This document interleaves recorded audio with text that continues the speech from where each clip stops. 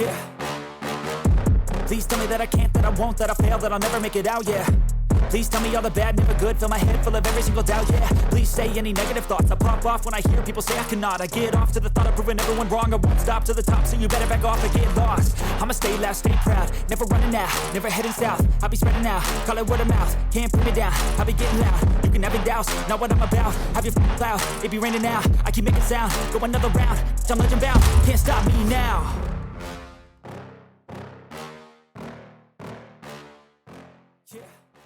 Good evening, BENXT faithful, and welcome to WalrusMania, the biggest night in the wrestling calendar in the entire world. Hello, PlayStation Nation as well. Hello, PlayStation Nation. Welcome in, everybody. It is finally time for WalrusMania. We've been building towards it for how many months now? Eight pissing months. And it all concludes this evening, by which I mean there's no more BENXT after this. That's a lie. There will be BENXT forever. This is going to be the big night. Tonight, we have titanic clashes between challengers and champions, Royal Rumble winners, Elimination Chamber winners, Churnament winners, all sorts. It's all going down tonight. Special early start time because we have tons to get through. WalrusMania is not just a one-night affair in universe, of course. It is a two-night affair in universe, which means that we've got a lot of matches, we've got a lot of champions to crown, or potentially to see retain, and it's all going down tonight. So welcome in. I'm glad you're here. I hope you're looking forward to it. I am. We've got some surprises tonight. I'm looking forward to it. Should be good fun. Can insert wrestler name here finally finish their story? Well, that remains to be seen, doesn't it? Tonight, we have such matches as a special Aldi Red Thunder Battle Royal with extra people in it. Can EE Tim retain his crown? There is a tag team title ladder match for both the BENXT and the Pip Down Tag Team Championships. The wide title is on the line, with Mikey Johnson defending against winner of the Churnament, Seth Pissin Rollins. We've also got a feud match, a blood feud, where Pippa the Cat has managed to sneak onto the WalrusMania card as she takes on her arch rival from BENXT, that being Pamela Anderson, the woman/inanimate piece of metal that took the BENXT Women's Championship from her before she left for Pip Down. The Pip Down Men's Championship is on the line. The Elimination Chamber winner, Brian Michael Bendis, takes on Piss Jericho. And in the main event of night one, of course, it is the Royal Rumble winner himself, James Flippin' Jenkins, challenging EE Tim, who has to pull double duty tonight for his BENXT World Championship. And that is just night one. We've also got night two. Tag team titles are on the line. Of course, as I mentioned. We've got a Little Kong Strong tables match where Gollum, that disgusting, horrible little thing, will have to defend his championship against all comers in a tables match. The Butterfield Championship is on the line with Jill Sandwich defending against Churnament winner, the Pufferfish. Just an ordinary pufferfish, and it's fine, and there's nothing wrong with it, and that's okay.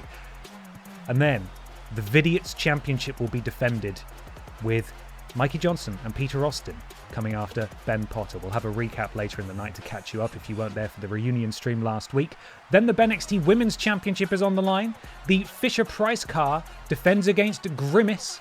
And in the main event, Royal Rumble winner Biker Barbara Piss challenges the Chevrolet Matisse for the Pip Downs Women's Championship. So it's going to be huge. WalrusMania is huge. It's stacked. It's packed. Get ready, everyone. It's going to be our big night. There will be predictions throughout. You've got yourself some channel points, I'm sure. I saw some, let's see, we've got some streaks in here, I believe. Death89, 10 stream streak, impressive stuff. C Bennett 12, 3 stream streak, and then you've said 3 is not that big a number, but it's higher than 2. So that's good stuff. Zar Richard 420, thank you very much for the bits there. Alien Sweat Hands, thank you very much for the resubs. 7 months. It's Beans time. It's actually WalrusMania time, but you are very, very close. B Cantrell, thank you for the resub. 6 months. Appreciate it. And 3 Cats in a Dressing Gown, thank you for gifting a sub to Tough Taff. Welcome to the thickness, my friend. Welcome in. So, it's not just WalrusMania that we've got tonight. I'm excited to confirm as suggested either last week or the week before, the categories and the nominees for the first inaugural BENXT Slammy Awards. These will be going up on my YouTube channel as polls that you can vote on over the next few days. The first one goes live tonight at 6, and then there will be one channel member exclusive one that they can vote on after Christmas, because it was going to clash with other posts that I've got scheduled, and I sort of had to move it out of the way. Either way, I'm going to tell you them now. So the categories are, and I may have stolen these from WWE's website, but no one tell them. Female Superstar of the Year. The nominees: Pippa the Cat, Grimace, Funky Barbara Piss, and Pamela Anderson. Male Superstar of the Year: E.E. Tim, Dick Mychinko, Brian Michael Bendis, and Billy Ray Walrus. Tag Team of the Year: Dark Picture Pals, Team Redundant, Mod Squad, and Pevolution. Best Music of the Year, and then in brackets the Ben Cooper Award. Behave, off of Mod Squad. Still Twitching, off of Dick Mychinko. Ben, my dude. How are you? How was your day? It's BENXT time, my dudes. Hope you're having an awesome day, my dude. Stephen, thank you for the bits. I've had a lovely day, thank you. I'll talk about it in a second. The third nominee is Dark Pictures on the Wall, the Dark Picture Pals. And finally, Rules Broken, off of Rules Boss. Next category, Faction of the Year, that being a group of 2 or more. Pevolution, The Piss Family, Los Pokehemanas, and The Undisputed Era. And the final category that will be voted for by channel members on YouTube is Breakout Star of the Year. Nominees include... I know everyone's a breakout star, really. Nominees include... Gollum, Sloane Spencer, Les Freaking Go, and E.E. Tim. And those will all be going out on YouTube over the next week or so. Just after Christmas will be the final one, so make sure you vote in them. And in the first BENXT of the new year, we shall award those winners.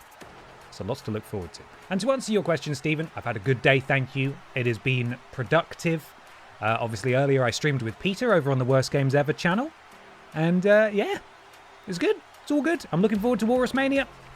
So no catering award. Boo. Oh, I should have done a catering award, shouldn't I? It was actually a bit of a faff to put the awards together in the first place. So any more categories might finish me off. Gollum should dominate the awards like Claire Obscure. How dare you? That's Get Out now. Roland of the Chain, thank you so much for the resub. Oh, not the resub, sorry, for the subscribe. Welcome to the thickness, my friend. Pleasure to have you here. Thank you very much indeed. I'm being told that maybe there should be a Manager of the Year award, which of course there is only one. Bonklin barely showed up, and Drinksberry won a title. Actually, Bonklin won a title as well. Oh shit, no. Who would that go to? A difficult two-way tie. So, it's WalrusMania, everybody. Do you think maybe we should go over and have a look at the card that awaits us initially? Obviously, I've set one up because that's all that I've been able to do. You can only do one show at a time. So this is WalrusMania Night 1. Are you ready? Hold on to your hats. Now, this Aldi Red Thunder Championship field is placeholder. The only person who's going to be in it, of course, is E.E. Tim, who's defending his title. We need to spin this wheel. But I've got a list of every single person who's currently taking part in WalrusMania, and we will keep spinning the wheel until we fill this field, and the same goes for the Kong Strong Championship match on WalrusMania Night 2, until we only have people in the match who otherwise do not have a match. We want to fill this with people who are not on the card otherwise. So that's what we'll get to in a second. E.E. Tim defends his Aldi Red Thunder Championship, 2-belt Timmy. Then we've got the ladder match for the Pip Down Tag Team Championships. The champions, Los Pokehemanas, take on the former champions, that being Randy Honking and Dave Bautista, which for some reason none of their names are displayed on the right there, don't really understand. And Peter Austin and Ben Potter will also challenge for these titles. First team to remove them from the top of the ladder is the winner. Now this match could conceivably last all night, which is why we're going slightly earlier than we would normally go. Up next, the winner of the Churnament, the Pufferfish, takes on Jill Sandwich for the Butterfield Title Championship title belt. Please hold Lord Brotovich back. He's already very cross. He's so cross, and he's making a bit of an arse of himself. Lord Brotovich, you calm down, okay? You tone it down in there, or we will have to get security to come and haul you off. All right? I know it's upsetting that you don't have the championship anymore, all right? I'm sorry. Then, a renewal of a bitter rivalry. Pip Down's Pippa the Cat takes on the woman from BENXT who took the BENXT Women's Championship from her, former BENXT Women's Champion and crooked referee Pamela Anderson, in a steel cage match. Brian Michael Bendis takes on Piss Jericho with the entire Undisputed Era in his corner. The entire one? No, nearly all of it. Seth Piss and Rollins isn't there for the Pip Down Men's Championship. And in the main event, it's Jiminy Jenkins with Cat the Writer in his corner taking on EE Tim for the BENXT Men's Championship. So that is what night one looks like. Pretty stacked night, I should say. First, though, we've got to spin some wheels. And we've got to find ourselves some new challenges. Because, again, these are just placeholders. Right, title match on. You're gone. You're gone. You're gone. You're gone. You're gone. You're gone. And you're gone. But you can stay because you are Timmy Two Belts. So you do have it. Now I have it on good authority that we may be joined by real-life, non-virtual James Jenkins for the main event of Night 1 to provide commentary and insight on his big match. So, let's get the wheel up. Here we go. Remember, we're looking for participants who are not already booked for WalrusMania. So I'm going to have to load up my spreadsheet and double check my spreadsheet to make sure that we're not doubling up on anybody other than the Tim, of course. Here we go. It's wheel time. Go.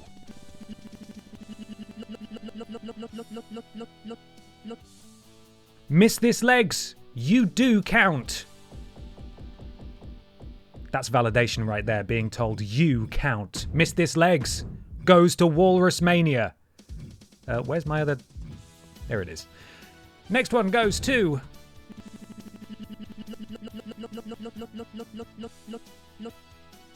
Alexa Piss, currently not booked on WalrusMania. You're in. You're in. Next goes to...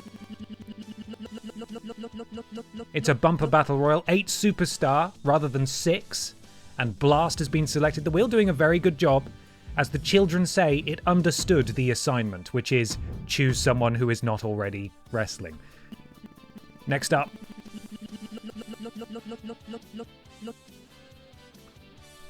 We're going to spin again. Dr. Raynell Hill will challenge for the tag team titles tomorrow at WalrusMania Night 2. Tomorrow in Universe, we're doing it all tonight. Spin again.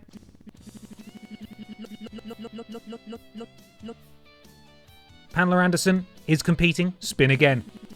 When do I get to commentate on the fraud Butterfield belt match? This is precisely why we can't trust you near it, Lord B.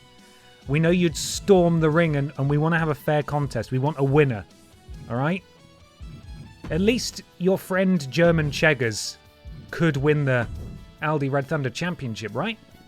That's something. And Horse going to WalrusMania. Pippa, could we get an exclusive word, please? I understand that not only are you having a match with your arch rival shortly, but you recently, as in the last 3 minutes, did a sick downstairs after your tea. Do you have anything to say of the allegations that you did a sick downstairs after your tea? Pippa the Cat, come back, tell us. Did you do a sick after your tea? Well, we don't have the answers, but we have it on good authority that Pippa the Cat did do a sick after her tea. Eating it too fast. Eating it too fast. Spin the wheel.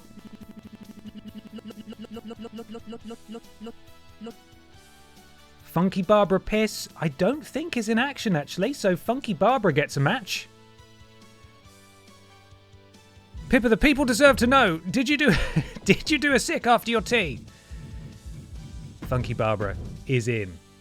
And one more slot remains. Here we go. Fightful Select exclusive. WalrusMania competitor experiencing nerves backstage. The final slot goes to Michael Jugson, which is fantastic because we get to hear his music play at WalrusMania, and that's insane. Michael Jugson completes the field, and that, after I turn the wheel off. Speak of the devil, it's Jiminy Jenkins right there in chat. Big match tonight, James. Big match tonight. So here we go. This will be our opening contest. You'll be able to predict on this in a minute once Trialing Badger has been able to type in the 10,000 names that are participating in it. This Battle Royal for the Aldi Red Thunder Championship. E.E. Tim defending his crown against Miss This Legs, Alexa Piss, Blast, German Cheggers, Ann Horse, Funky Barbara Piss, and Michael Jugson. I'm going to take a photo of this because we've got a long night ahead of us, potentially. Each night has 5 matches on it. So really, apart from the ladder match, hey, we could be out of here by 7. Wouldn't that be lovely? We could all have an early night. Now this WalrusMania, I should, if you're here, I assume you like BENXT. Thank you so much. It means a lot. I'm glad you like it. There is a bonus BENXT stream this Sunday, 6 p.m. until 9 p.m. It's a festive edition. And we're going to be having 2 festive rumbles. A BENXT festive rumble and a Pip Down festive rumble. The winner gets to challenge for a championship of their choosing in the first BENXT stream of the new year. So come along, should be a laugh. We've got a special arena. They might all be wearing Christmas hats. It's your last little taste of BENXT until the new year. So come along. The winner gets to be Santa Claus. Yes. No Christmas Eve, BENXT? Go on then. Go on then. Sorry, Mum. Shut up. I don't want any more roast potatoes. I've got to stream wrestling. She'll understand. She'll understand. Okay, save that. I think we're ready to go, everybody. I shall await Trialing Badger's confirmation that the predictions are live and then everybody can wager. I have been doing all the stretches and watched several YouTube tutorials on wrestling moves. Fantastic, James. Fantastic. And you're going to be watching E. Tim closely in this one because he's who you are meeting in the main event. And hopefully he'll get tired out or maybe injured in this match. And then that'll put you in a better standing to finish him off. Okay, predictions now live. We are going to begin night 1 of WalrusMania with the Aldi Red Thunder Championship Bumper Battle Royal. Normally only 6 superstars today. 8 superstars.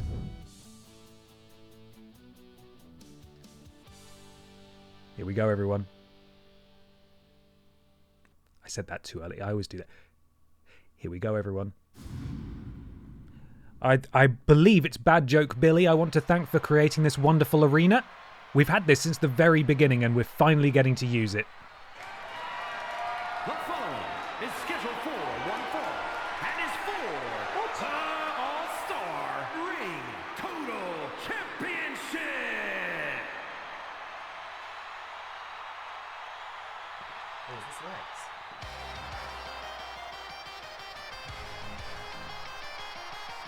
Oh, here she is. Introducing the challenger, standing at 7 feet tall. Did you do a sit? Miss the Did you do a sit? Did you? Silence speaks volumes, Sicky Cat. It does. Miss This Legs here. You've got to imagine, or you can only imagine, what's going through the heads of every single person who has been called forth by the wheel for this match. They didn't think they were getting a WalrusMania payday. They didn't think that they were going to be able to walk out in front of the entire world to challenge for a championship at WalrusMania, but the wheel has smiled upon them, and the first one to make their way out is Legs. And also, by the by, we have a Pip Down. Oh, the claws. The claws are out. The claws are out. Okay, let's get the next person in.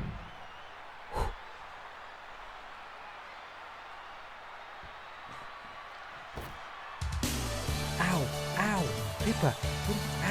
Sorry, I'm sorry, I shouldn't have asked you about your personal business. Ow. God. Representing the Piss family, it is Alexa Piss. The Piss family, of course, up for a BENXT Slammy, the 2025 Slammy Awards. are going to be chosen by you guys over on YouTube. The polls will be going out over the next week. Faction of the Year, one of those categories. And think how bloody proud the Piss family would be and what a feather in their cap it would be if Alexa Piss could close out WalrusMania, bringing a bit of gold back to the family. Press the eggs button.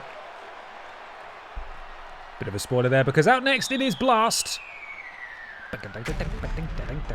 Bartending Gamer, 25 stream streak. Thank you so much. Managed to finish work just in time to get back for the biggest event of the year, even though I'm supposed to be on a week off, lol. Man, and you had to go to work. Hope you're doing okay. Thank you for making it back here.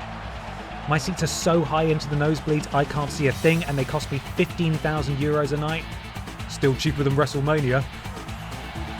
But better, right, guys? But better. But better than WrestleMania and so on. Hello, Confused. That's my name. Thoughts on Joe Hendry joining Raw? Has he? Has he gone up from NXT? That's great. I know Joe. He's a wonderful man. He's been working so hard at this for so long, and it makes me so proud every single time I see him. Good for him.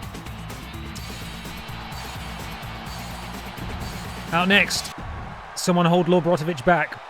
Because he can't even be proud for his friends. He wants all the glory himself, even if they're a member of his own faction. That being brought means bread, the German contingent of BENXT and Pip Down. German Cheggers here.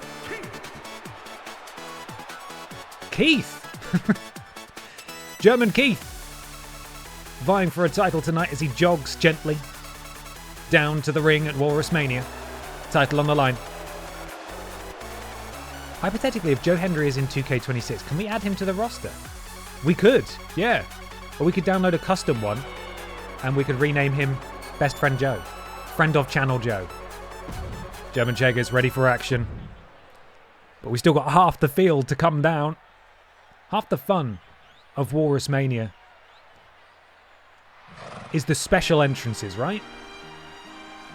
And admittedly, none of these entrances are special, but they do get to come out in front of a huge stadium crowd. And that's exciting in and of itself, I think. Hi, BTJ, how are you? Huge BENXT and an extra large Dynamite. What a day. Let's fucking go. I think you've typoed that. It should say Les freaking go, of course. BENXT standout wrestler.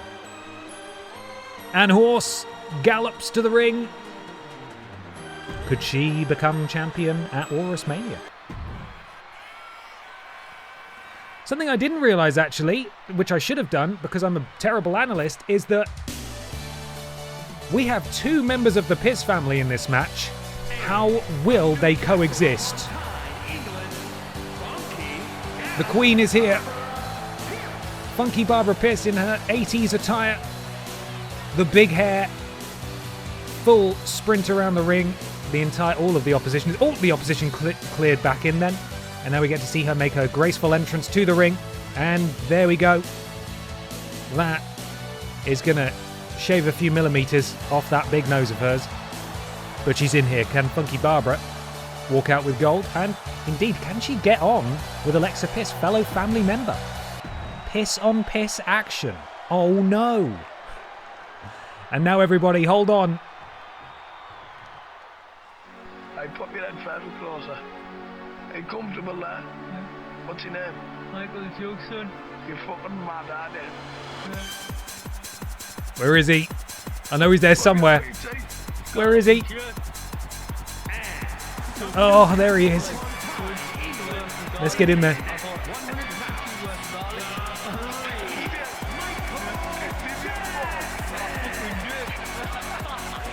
Using this camera, you can really see the enormity of the WalrusMania Stadium.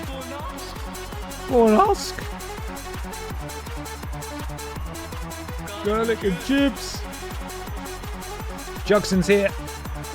Can't remember how to go back to the right camera. Fuck it, that'll do. Jugson called forth by the wheel. And this could be his opportunity to win his first slice of gold since appearing on the roster earlier this year.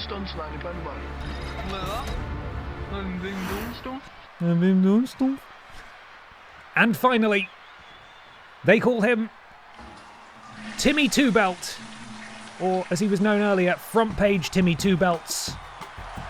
And introducing the champion, representing Evolution from Stillwater, weighing in E.E. Tim himself nominated in 2 separate categories, in Men's Performer of the Year and also Best Newcomer.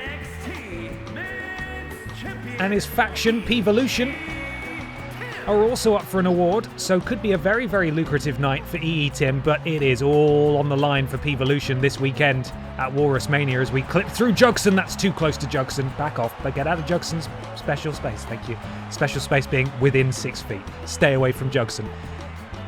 E.E. Tim has to defend that title on the right now, and that title on the left against James Jenkins in the main event later on. Additionally, his boys, that being Rim Flair and Triple Flush, are defending their tag team titles in a ladder match. So really what we could see... Oh no! What's German Checkers doing? Sorry, we're going to have to go to the tape on that one. We're going to have a quick look at that one, sorry. German Checkers there. Just keep an eye in the bottom left. There he goes. He's slipping out. He's going. He's gone. He's already been eliminated. German Checkers has been eliminated before the match has even started, so that is going to be a huge blow for LB and the rest of Brot Means Bread. So he's gone. He's out. He's been eliminated. Anyway, the point I was making is that it's a big weekend for Pvolution. Woo! Thank you very much, Narugan, very much. Thank you. Hello? Thank you very much, Narugan, for the bits there. Right, we're off. I'm not sure if TB has sent me a breakdown of the predictions. You may well have done, and I might have missed it. But if I could get a breakdown of the predictions, that would be fantastic. This is obviously the early stage of a battle royal where everybody is just leathering one another. And the only way to win, the only way to be eliminated, I should say, is to be thrown over the top rope with both feet touching the floor. And you want to be the last person standing. The power of Blast there. German Checkers, though, wily, sneaks out, takes down Blast at the knee. And Horse taking it to the champion. Oh, Hurricane Rana there from Blast. As Funky Barbara gets clocked by Michael Jugson. And now, Alexa Piss and Funky Barbara Piss are going at each other here. This is not really what we wanted to see. And everybody's just getting clobbered. It's quite difficult to keep up with 8 people just smashing each other in the face. And Alexa Piss here going after the matriarch of the Piss family. Oh, that's quite the close-up. Who got lit? Oh, Tim's gone. E.E. Tim is the first person eliminated. The champion is out, and that could be taken 2 ways for James Jenkins in the main event. It's either a bad thing because Tim is, you know, he's going to be at 100% basically. He was not in this match very long, didn't take much punishment at all. Or it could be a good thing because E.E. Tim's confidence could be absolutely rattled by that. Tim is gone. Thank you, Trailing Badgers. So E.E. Tim had 20% of the channel points, which was the highest, and he's been eliminated.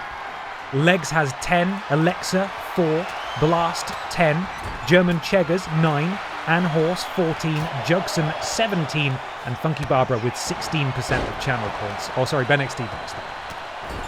So there we go. We are down to 7 now. This was always going to be difficult for Tim. Defending your championship in this environment, that being a battle royal, is always going to be very difficult. Knowing you have a world championship match later on in the night also has to weigh on you. And then having to defend it in a battle royal against 8 people instead of the usual 6 is also very challenging. Alexa Piss is very close to being eliminated by Ann Horse. Down she's gone. Alexa Piss is gone. And so is Legs. 2 quick eliminations there. We are down to Blast, Cheggers, Horse, Barbara, and Jugson are the only remaining competitors here as German Cheggers suplex position just tosses Barbara across the ring. Blast now looking to eliminate the Horse. Jugson. Oh my goodness me, it's a German suplex to the German. And Jugson knows exactly what he's doing there, trying to get inside the head of German Cheggs there.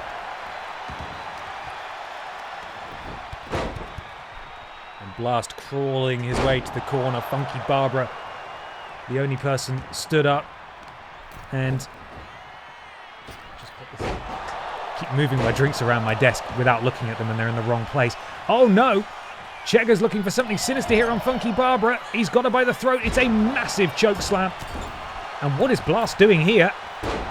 Very impressive athletics, but not really any end goal there as he just collapses into the centre of the ring. And do I have enough time to quickly remind myself of which of these people has held the Aldi Red Thunder Championship before someone gets eliminated? We're still going. Blast is still hanging on. I'm pretty confident in saying that Funky Barbara has been an Aldi Red Thunder champion 2 times before. Let's see. And that's about it. Anybody else who wins this would be the first time they would hold this Aldi Red Thunder Championship. So Funky Barbara's won this before. She knows how it works, and if she were to win it tonight, she would be the leading champion in this division, that being the first person to ever hold it 3 times. But Ann Horse, Michael Jugson, German Cheggers and Blast all looking to get on that scoreboard, all looking to cement their place in history. That is really what WalrusMania is all about. It's a night of firsts. It's about being on the biggest stage imaginable and winning the big one. And although they were chosen by a wheel, it is every bit as important as the main event. Don't let anybody tell you otherwise. But it's not actually, it's not really. That's just a thing that they say. Funky Barbara looking to eliminate German Cheggers as Pippa the cat wanders back in. Pippa, did you do a sip after your tea? Can you confirm this, please? She's gone non-verbal, has Pippa. Jugson clings on for dear life, and Blast has shattered the dreams of Michael Jugson. An extra 50's worth of get out of this match. We're down to 4. As Ann Horse goes to eliminate Funky Barbara, Barbara says no. Oh my goodness, and German Cheggers absolutely flying in out of nowhere, and probably the front runner at this point in the match. Funky Barbara has been eliminated, and now we're down to 3. Impressive from German Cheggers. As he looks to get rid of Ann Horse, grabs a hold, Ann Horse powering out. We're down to Blast, German Cheggers, and Ann Horse. And Cheggers is looking strong in this one, but Ann Horse is there. She's lean, she's fast, just counter back and forth. All 3 of these competitors know how important it is, as we see Blast do the same thing again with exactly the same outcome. Still not entirely sure what he's going for there. He's very optimistic, bless him. Oh, and he absolutely takes out Ann Horse at the ankle. Do horses have ankles? I'm going to say yes, that they do. Confirmed. Horses now have ankles if indeed they didn't before. What's going on here? Oh my goodness me, Blast is being an absolute lunatic. That was very dangerous. Impressive but very dangerous, and it's German Cheggers who's lying in wait. Lying in wait to take advantage. Knee strike to Ann Horse, and it's German Cheggers who is all over the other 2 competitors in this match. And backstage somewhere, with a mouthful of chicken goujons. Oh, a Blaster's gone. Look. Oh, he's bloody done it! German Cheggers has 1-1 for the German contingent of BENXT. I was about to say somewhere backstage, Lord Brotovich with a mouthful of chicken goujons has got to be thinking, sort of smiling slightly. He's still a bit annoyed. He's still a bit annoyed that it wasn't him in this match. It wasn't him walking into WalrusMania as a champion, but it is German Cheggers who, to be fair, put on a very impressive performance this evening. He eliminated the final 2 people, and also Funky Barbara as well. This is where Blast went out. And then immediately Ann Horse, who I don't know what she was doing, just pissing about. German Cheggers able to get her. And it's German Cheggers who walks out of WalrusMania as the Aldi Red Thunder champion.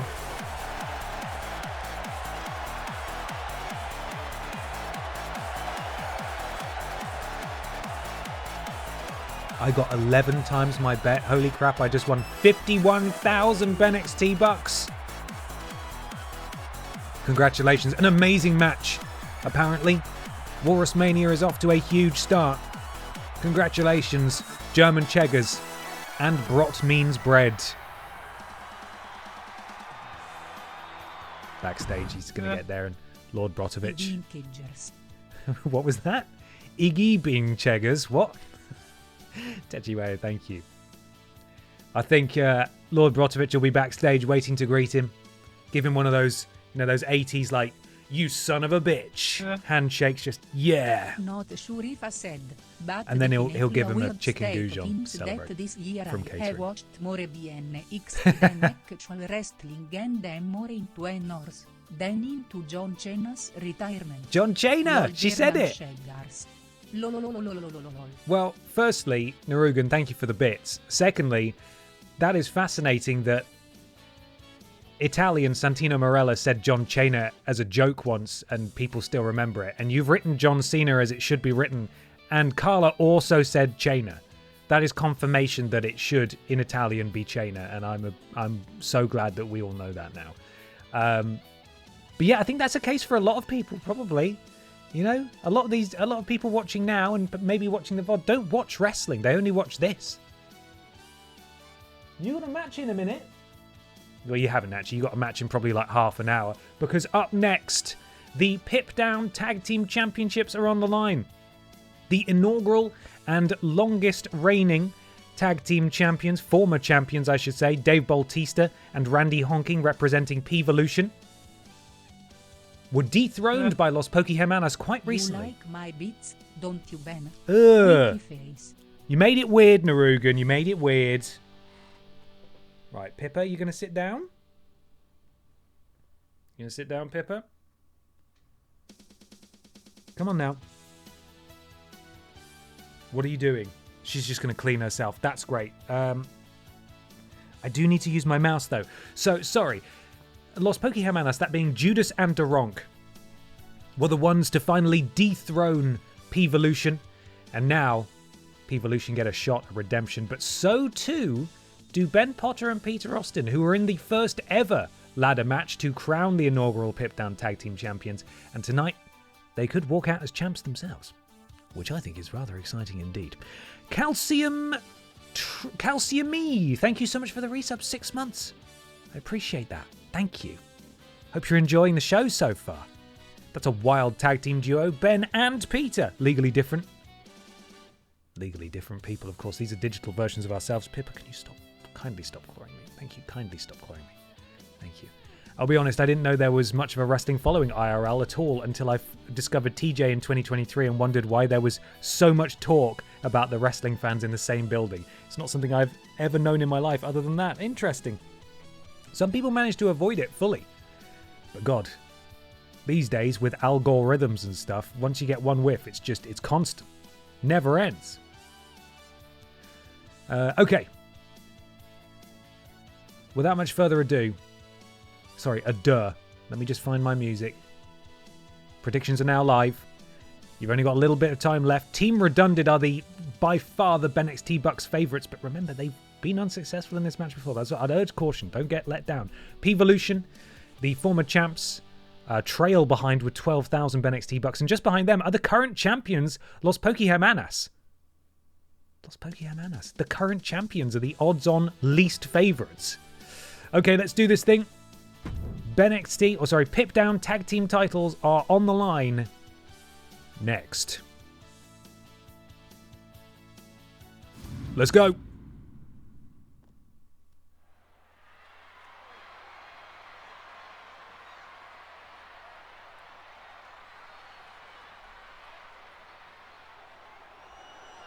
Belts already hanging above the ring, so the champions will not make their entrance with the championships. Oh God, here she comes.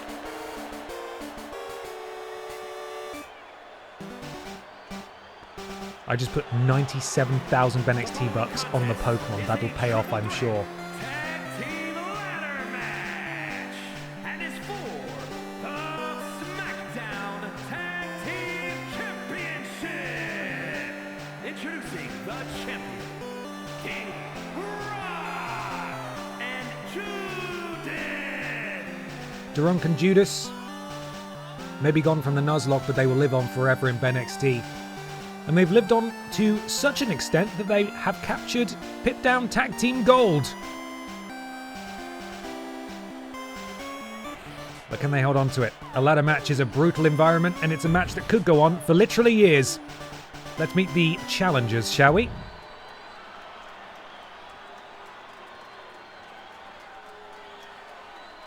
I said let's meet the challengers, shall we?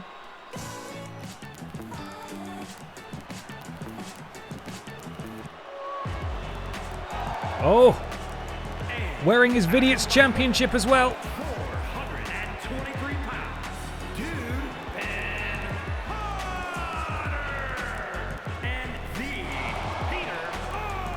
and the Peter Austin and Ben Potter recently faced off against one another at the Vidiots reunion stream last week. Again, we will have a reminder of what happened there, where Ben Potter was successful in capturing the Vidiots Championship, which you can see him wearing there. And tomorrow, on the second night in Universe of WalrusMania, these two will face off again, as will Michael Johnson, for that championship. So Ben walking into WalrusMania as champion, but he may not be walking out as champion.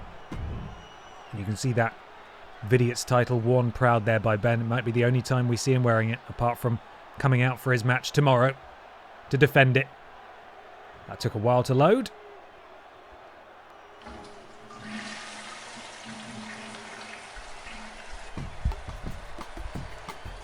And here come the former champions.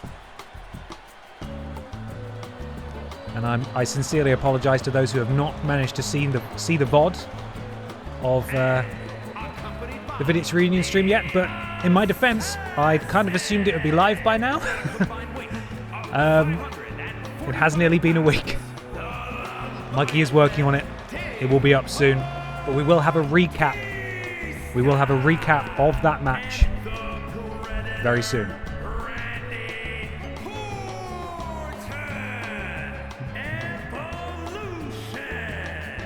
This isn't Pevolution's music. Yes, it is. It's E. Tim's music. God, you panicked me there. It is Dave Bautista coming out with his tag team partner Randy Honking.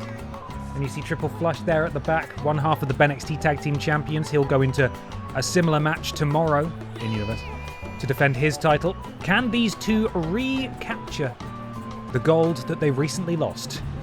It's time to find out. Sorry, the nerves for our match got to me. I'm going to be sick backstage. Okay. Well, you'll be in good company. Pippa the cat is here. She's furious about it for some reason, but she chose to be here. Okay. Rules of this match are quite simple. The belts are suspended above the ring.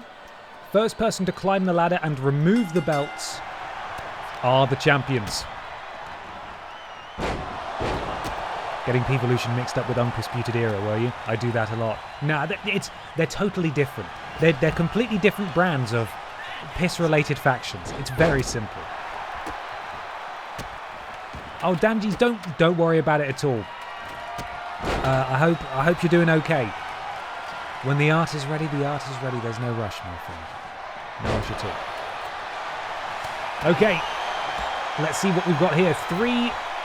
Oh, Judas there missing with a moonsault. Peter Austin looking to do a drop kick of his own. Catches Randy Honking flush. I believe that's Randy Honking anyway, I think. And Randy being sent into the turnbuckle by Peter. Peter perhaps looking for a bulldog here. Manages to get all of it, and Judas picks up a ladder. On the outside, we've got Dave Bautista, Judas, and Ben Potter going after one another. And potentially here, Triple Flush inserting himself in the match, removing the turnbuckle pad. Oh, look at that DDT from Judas. Absolutely spiking Peter Austin. Judas leaps over and then leaps back again. And so far, at the moment, it's just Judas who's in the ring. Everybody else is... Oh, my goodness me. Randy Honking wipes out Ben with a chair there. And Judas picking up Randy. Oh, Michinoku driver on the outside from Duronk to Randy Honking. Ben. Oh, man. Oh, I think Ben actually accidentally hit Peter in the face with his chair there. And now in the ring. Short arm clothesline from the Leviathan, and Ben takes down Big Dave. Elbow drop. Judas, springboard moonsault, manages to take out Ben somehow, and Peter Austin hits that flush. Beautiful. Is that called sliced bread? I can't remember what that move's called. Judas, the Pidgey. Again, maybe looking for some high-flying offense here. Oh, I don't know how Ben managed to get into the corner there. They're all bumping into each other. It's all chaotic in a match with this many people in it. Rolling senton from Dave Bautista to Judas on the outside. Duronk has found a stick. Ben goes out to help Peter, maybe? No? And Duronk sent back into the ring by Peter Austin. Judas eats a back elbow courtesy of one half of the former Pip Down Tag Team Champions, and Peter Austin incredible on the outside. Powerbomb from Ben to Dave Bautista. And Judas now European uppercut to the back of Ben's head, the back of the Vidiots Champion. And Peter sent back into the ring by Randy. Ben sees that, decides to run straight past Randy and walks, oh my goodness me, on the edge of that ladder as well, an Olympic slam there on the outside, and Peter now picks up a ladder. So far nobody has gone for the title. This is part of the reason why these matches can sometimes go quite so long, because not only does it take 6 years for one of them to set up the ladder, but as soon as someone even touches a ladder, everybody in this match will snap to it and they'll look at it and go, no, absolutely not. So we've got to wait for a perfect storm of people being distracted and someone being on a ladder for anybody to actually climb up and grab it. I initially planned to have this be a 4-way match with 4 teams in it, but I thought that is going to probably take way too long. So I reduced it to 3. 3 of the competitors back in the ring now. Duronk. Oh, Superman punch from Duronk to Randy honking on the outside. Ben taking it to Judas. What's Duronk looking to do now? Counter from Randy honking as headbutt now from Duronk. Table picked up. Who would have been the 4th tag team? I'm not sure. I picked it mainly based on who has been a former champion. And there aren't a huge amount of tag teams on Pip Down who have won the championship, so it might have been Carla and Santino, maybe? Could have been. But alas, it looks like the champions are kind of in full control here. Although Ben, oh, look at that. Judas taking out Peter on the outside, and Ben's just sort of standing there. There was a bit of a stalemate, and it took Duronk, or rather it took Randy took Randy honking getting involved for something to happen there. It seems people are a bit confused by the ladder. There is a table set up. Shoulder breaker there from Randy honking. We are still yet to have a ladder set up in the middle of the ring. Randy makes his way back in as Duronk. Oh my goodness me, knee. Surely knocked out now as Dave Leviathan. Well, I say that and he's back up somehow.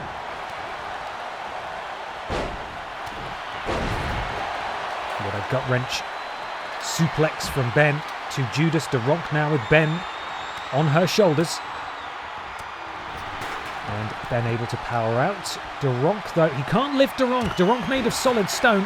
It's a very difficult wrestler to lift up. And now Dave finally remembers what he's meant to be doing. A ladder has been set up.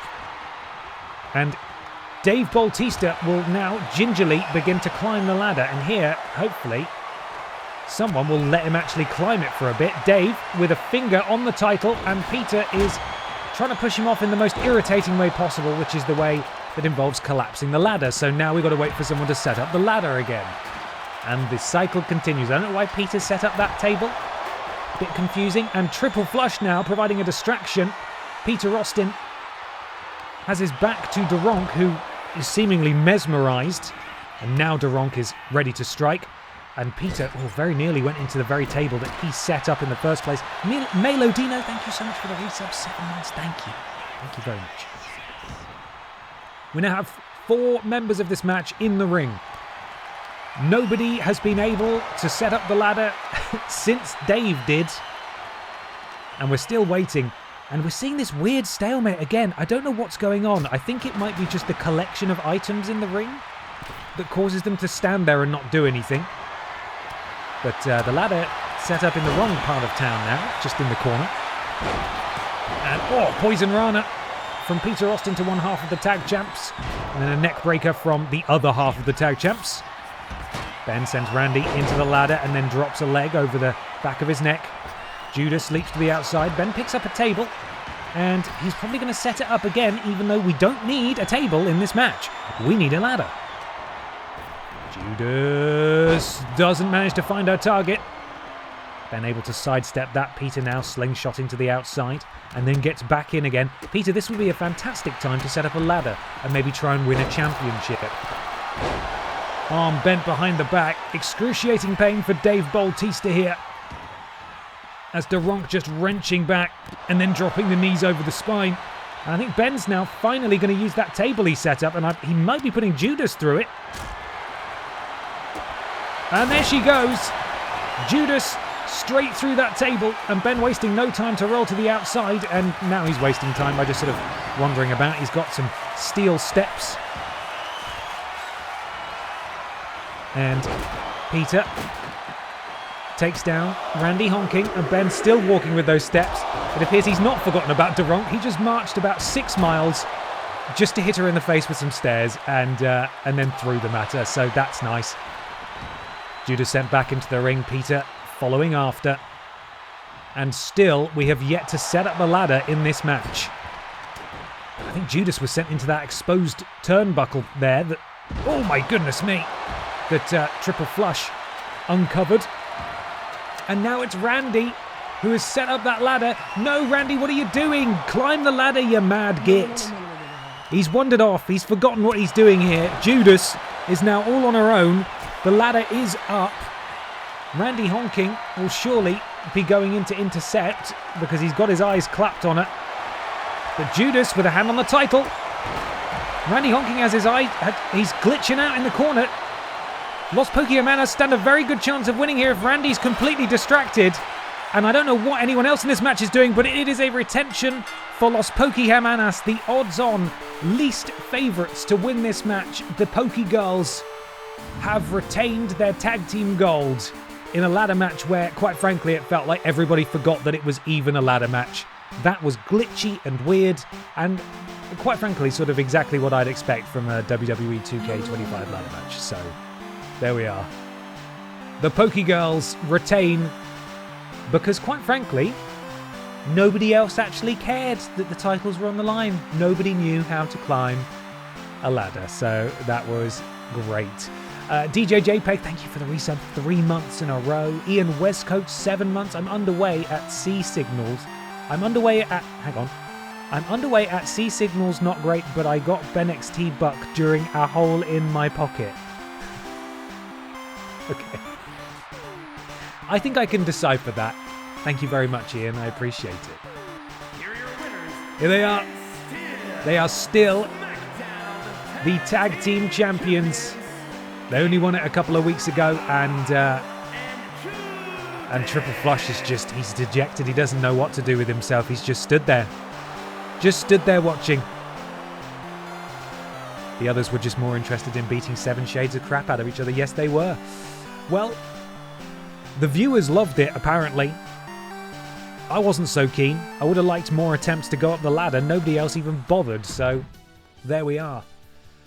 Up next, it is the winner of the Butterfield Churnament, the Pufferfish, taking on the Butterfield Title Championship title champion, Jill Sandwich. If Lord Brotovich says anything in the chat, you ignore him, okay? He's still very upset about what happened recently. But we got a retention. We'll have to see on night 2 of WalrusMania whether the BENXT tag team champions, that being Triple Flush and Rim Flair, have the same level of success, or whether they will end up losing their gold. They will lose their gold. Oh God, where did he go? He's not in catering. He could strike at any moment. You can now wager your bucks.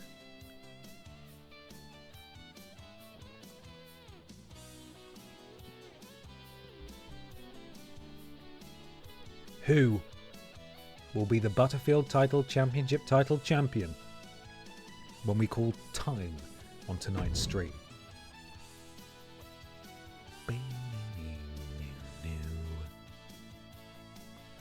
Okay, are you ready, everybody? 1 minute and 15 seconds left on the predictions. Let's crown a winner.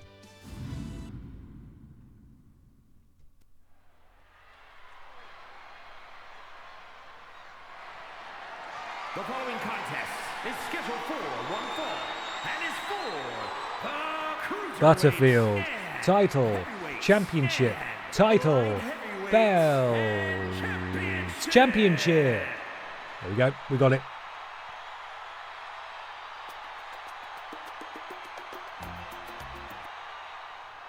Oh no, his music stopped. There was an accident in the truck. No, it's fine. We're back on. We're back on now. That is a normal... Oh, there he is. He's back and he's booing. Okay, yeah. The pufferfish is here. The pufferfish. The winner of the tournament. Many a game participant in that championship tournament. But the one who came out on top, winning the tables match to conclude it, is the pufferfish. Oh.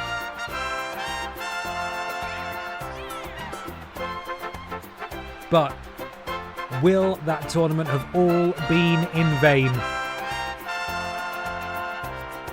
Because Jill Sandwich has, since wrestling that title away from Lord Brotovich, the first ever Butterfield champion, she's been pretty dominant. And he could be in real trouble tonight against the champ. That was too close. You were almost a Jill Sandwich. You're right. Barry, thanks for saving my life.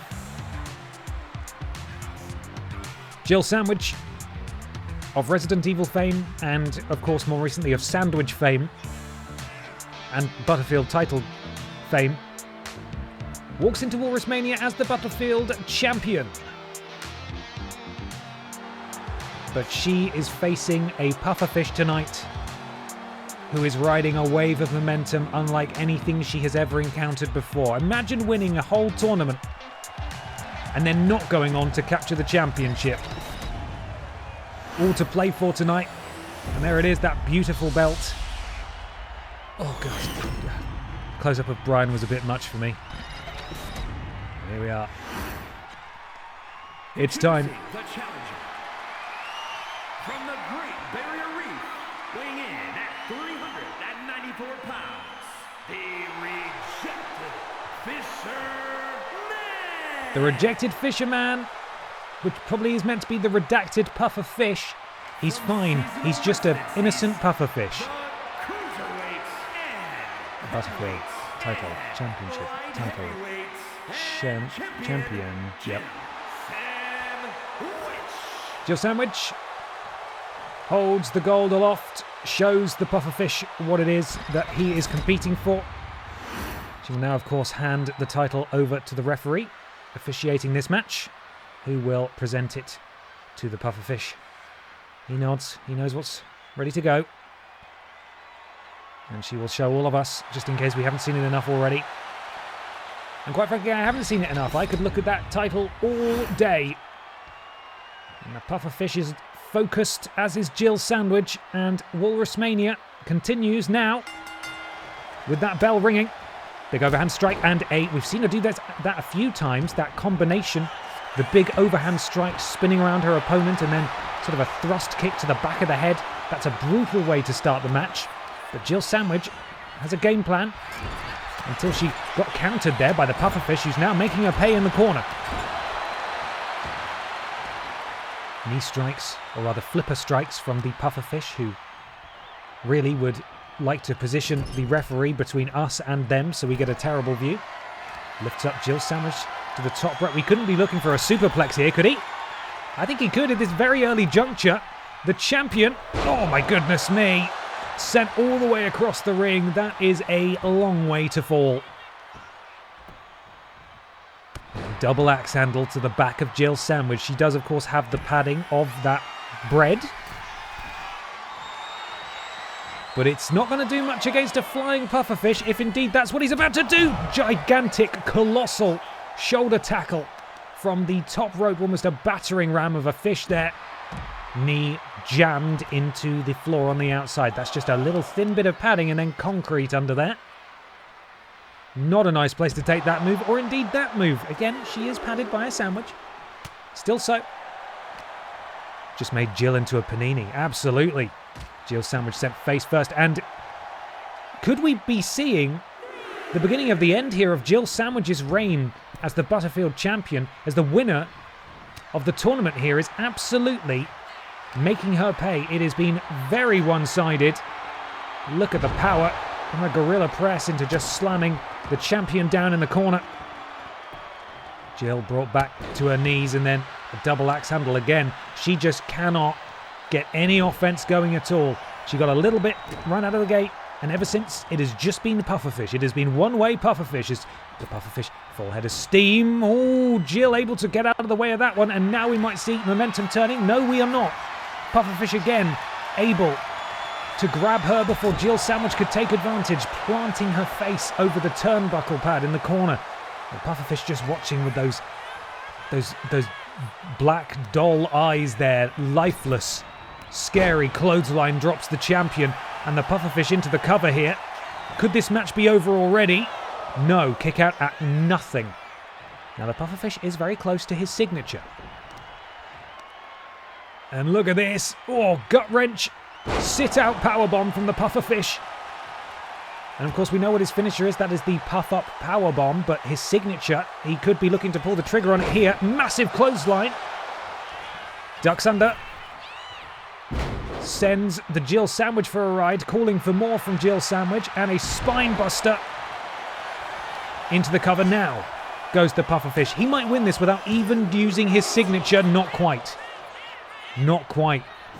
Star rating on this match may not be quite as high as the other matches we've seen. They do like a bit of back and forth to the viewers, but this has been so one-sided.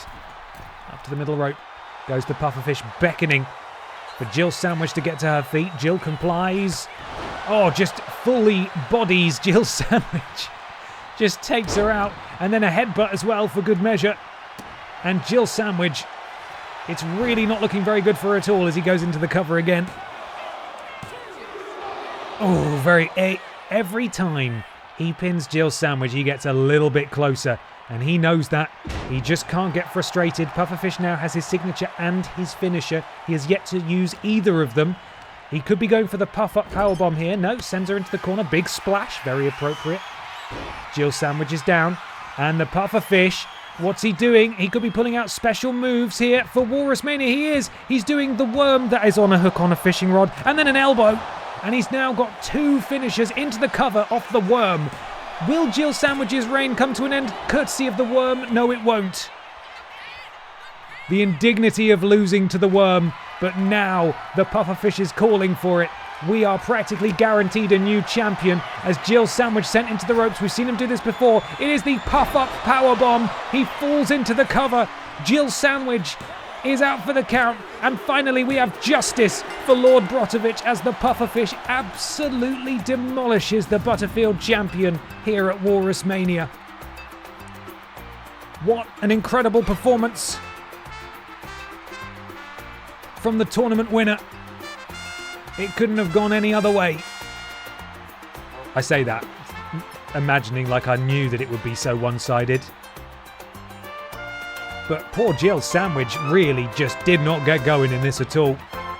Even when she did get a counter in, the Pufferfish was there and ready to get straight back on the offensive onslaught. And this is where poor Jill's dreams were shattered, sent into the ropes, the puff-up powerbomb, and we have a new champion. I hope the world champions are watching that because they might be next, quite frankly, with a performance like that. Scary, scary good performance from the Pufferfish here.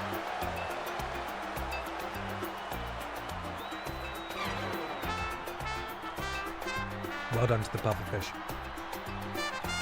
He won the tournament, now he's won the title. I'm glad the tournament wasn't in vain after we streamed for 4.5 hours last week to get them finished.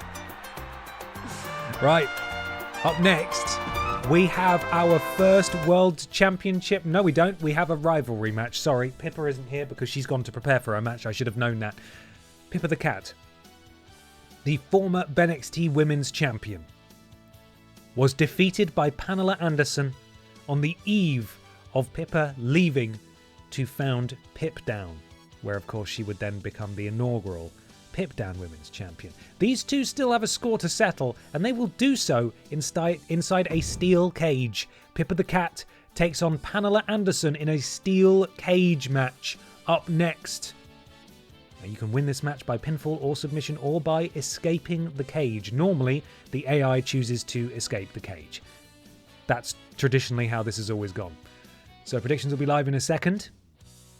And we shall see if Pippa can get some measure of revenge against her staunchest rival to this point.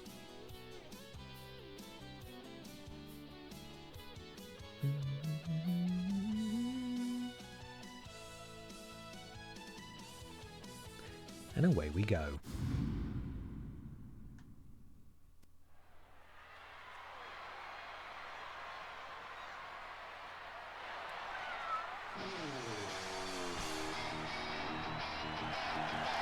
The following contest is a steel cage match. Making her way to the ring from Newcastle upon Tyne, England, Jesus! We haven't seen Pippa for a little while.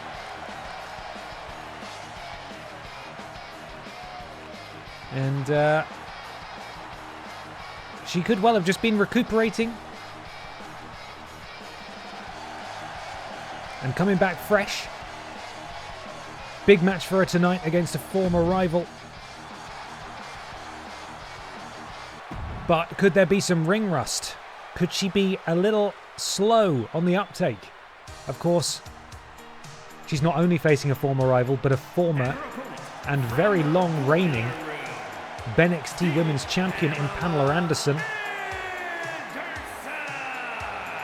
And as pointed out in the chat, perhaps Pippa at a huge disadvantage here because Pamela Anderson, being an inanimate metallic object, probably could have a bit of an ally in the steel cage itself.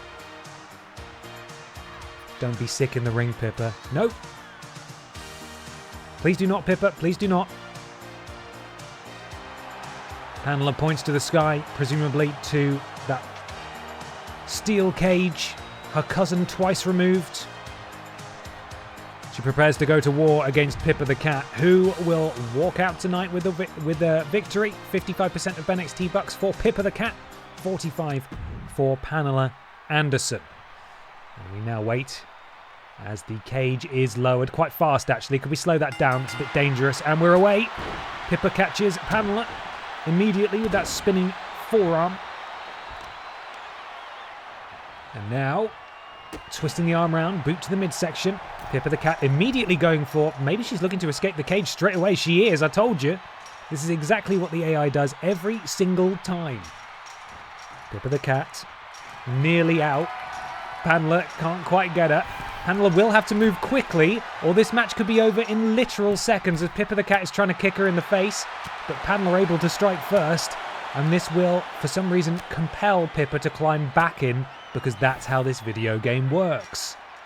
Pippa dragged back in by Pamela Anderson, and it's Pamela now who sends Pippa face first into the cage, and Pamela had an opportunity to escape, but decided to jump down, and perhaps this is the wisest move, to sort of try and immobilize her opponent a bit.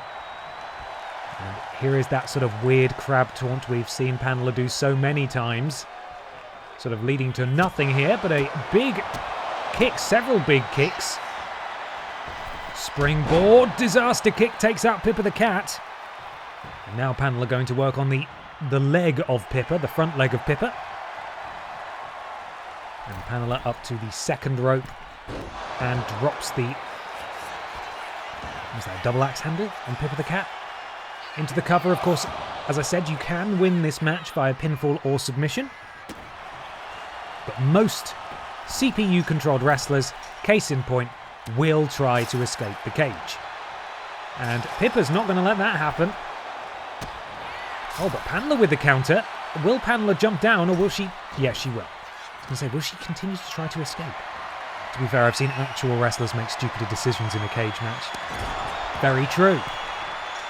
Pamela now going to try and escape the cage again. This would be a huge blow for the confidence of Pippa the Cat, who we have not seen for a while since losing her championship. And also, it's against someone she has historically lost to as well. I mean, I'd argue really that this needs to be patched so the CPU isn't quite as incapable of preventing people from getting out, but it looks like Pippa's managed to interrupt it well enough. Pamela, though, now is home free to escape the cage, and I think this one is done and dusted. There's very little chance of Pippa getting back there to stop her, especially if she's going to climb as slowly as she has, and it is elementary from here out. Pippa can only watch on as Pamela Anderson slowly lowers herself to the outside, and it's Anderson who beats Pippa the Cat for a second time, and Pippa's wrestling career, the future of it at least, there have got to be some questions hanging over it. Got to be some questions hanging over it. Poor Pippa there, powerless to stop her as Pamela escapes the cage.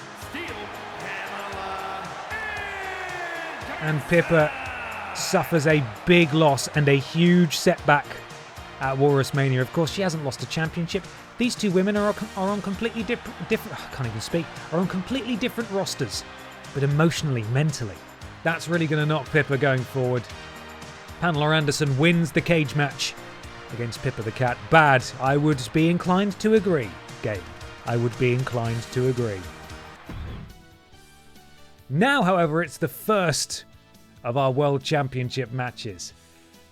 The dominating Piss Jericho dethroned the Red Thunderman a few weeks ago on Pip Down. Backed by the fearsome Undisputed Era, he takes on the Elimination Chamber winner, Brian Michael Bendis. A little unfair that Pamela's family were able to be there, the cage. I know. I tried to have it so that Pippa's mum came out with her, but it wouldn't let me add a manager for a cage match for some reason. It's a bit weird, but there we are. Up next, the Pip Down Men's Championship is on the line. Brian Michael Bendis challenges Piss Jericho.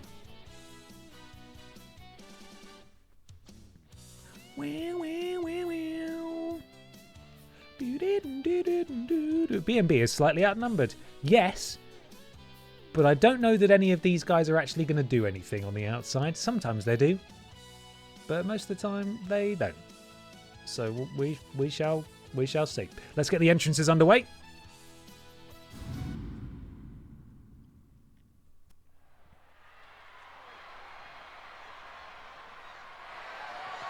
The following contest is scheduled for one fall and is for the SmackDown Men's Championship.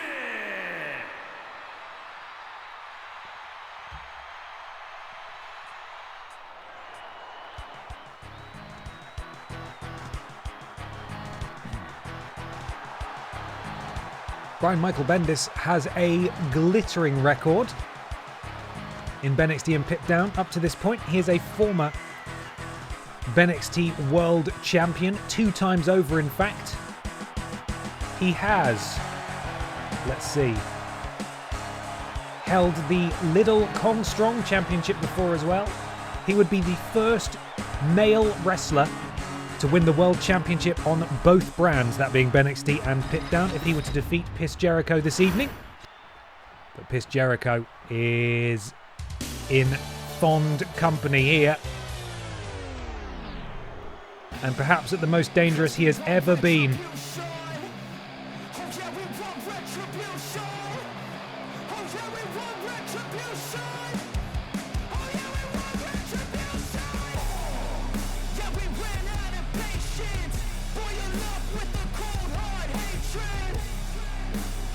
The Undisputed Era's entrance going perhaps a bit harder than it has any right to.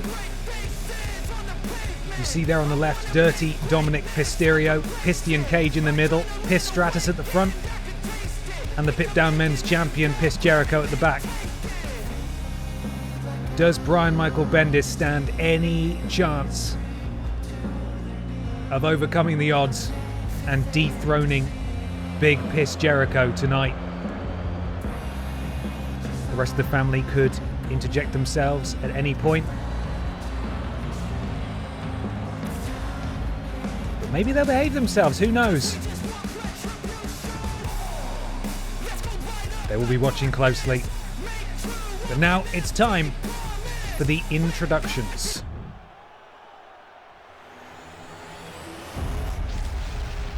Why is it so out of focus? The Pip Down Men's Championship, blurry, the blurry edition, is up for grabs.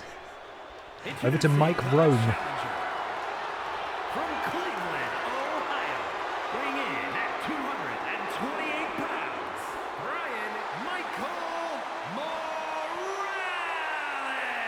Brian Michael Bendis, I done Miles Morales. He's ready to go. Do not count him out, because he's glitching all over the place. Weighing in at 227 pounds, the SmackDown Pip Down. Champion, Chris Jericho, the reigning and defending Pip Down Men's World Champion. And here we go.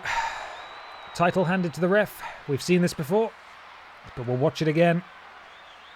Brian, shown the prize. As are we. That beautiful championship up for grabs now. And we're going to get this thing underway. Hopefully it's a little less one-sided than the Butterfield title match, but that remains to be seen. Referee calls for the bell, and this match is official. It's underway, and it's Chris Jericho who lands the first strike. Boot to the midsection, immediately stretching Brian Michael Bendis here. But Brian's no fool. He knows how to get out of that. He is a spry man as he takes down the champion with ease, and then a basement dropkick to follow it up. Brian going after the arm now of Chris Jericho. Beautiful springboard moonsault, but nobody there. Chris Jericho managed to get out of the way, and now this is where Chris Jericho is so dangerous, except Brian Michael Bendis just wafting aside that dropkick attempt, and now BMB back in control as he lifts up Chris Jericho. Chris Jericho marched over to the corner. I imagine he's going to be placed face first. Yes, that is a popular move amongst all of the wrestlers on this roster. And Brian, slingshot leg drop to the outside, beautifully executed by the challenger. Up to the top rope with ease. Chris Jericho in the splash zone here.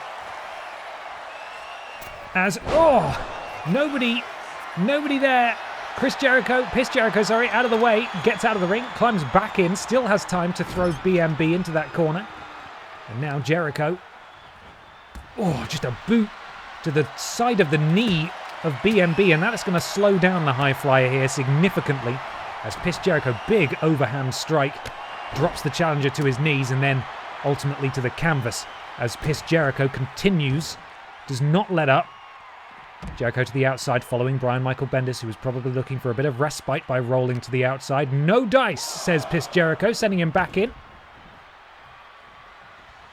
And I'd like to remind everybody that we were having issues as recently as a few weeks ago. Huge kick to the face of the challenger into the cover. Only a 2 count. We're having huge issues as recently as a few weeks ago where so many matches were ending in countouts because everybody was staying outside the ring for ages. That appears to have been fixed now in recent patches. And there we can see a member of the Undisputed Era getting involved, and that is Piston Cage removing that turnbuckle pad in the top right. Chris Jericho calling for something here after a flurry of offense from Brian Michael Bendis, and it appears these two are now starting to trade blows. We've got a terrible angle of it because the larger of the two wrestlers, Chris Jericho, is basically blocking the entirety of Brian Michael Bendis. Jericho calling for more, counter, and chop.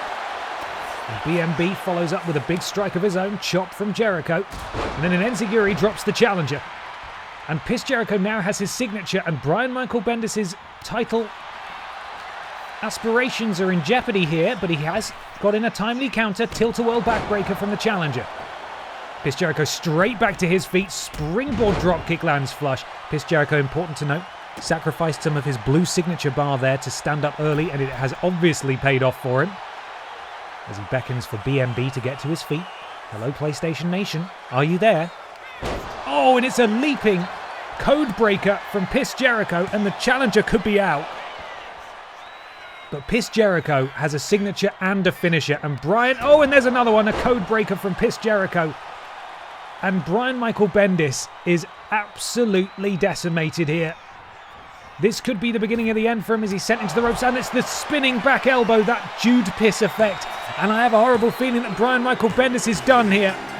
And it is a retention for Piss Jericho as the Undisputed Era watches on from ringside. Brian Michael Bendis may have won the Elimination Chamber, but ultimately it was all for naught as Piss Jericho continues to reign here at WalrusMania. That back spinning elbow, that finishing maneuver of his, here it is, the Jude Piss effect as it's known, absolutely clobbering Brian Michael Bendis. And it's Big Piss who will walk out of WalrusMania still champion. And it could be the start of huge things for the Undisputed Era, because they are confirmed, obviously, to be walking out with a Pip Down Men's Champion. But tomorrow, in Universe, on WalrusMania Night 2, fellow stablemate, brother in the Undisputed Era, Seth Pissin Rollins challenges Michael Johnson for the Wide Championship after winning the tournament. If he wins that, the Undisputed Era walk out with 2 pieces of singles gold, which is not to be sniffed at.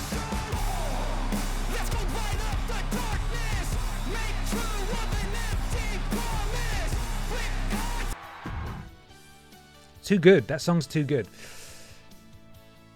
Everybody, it is time for the main event. James Jenkins won our Royal Rumble, which means that he automatically got to challenge for his brand's World Championship, that being the BENXT Men's Championship, in the main event of Night 1 of WalrusMania, and that time has finally come.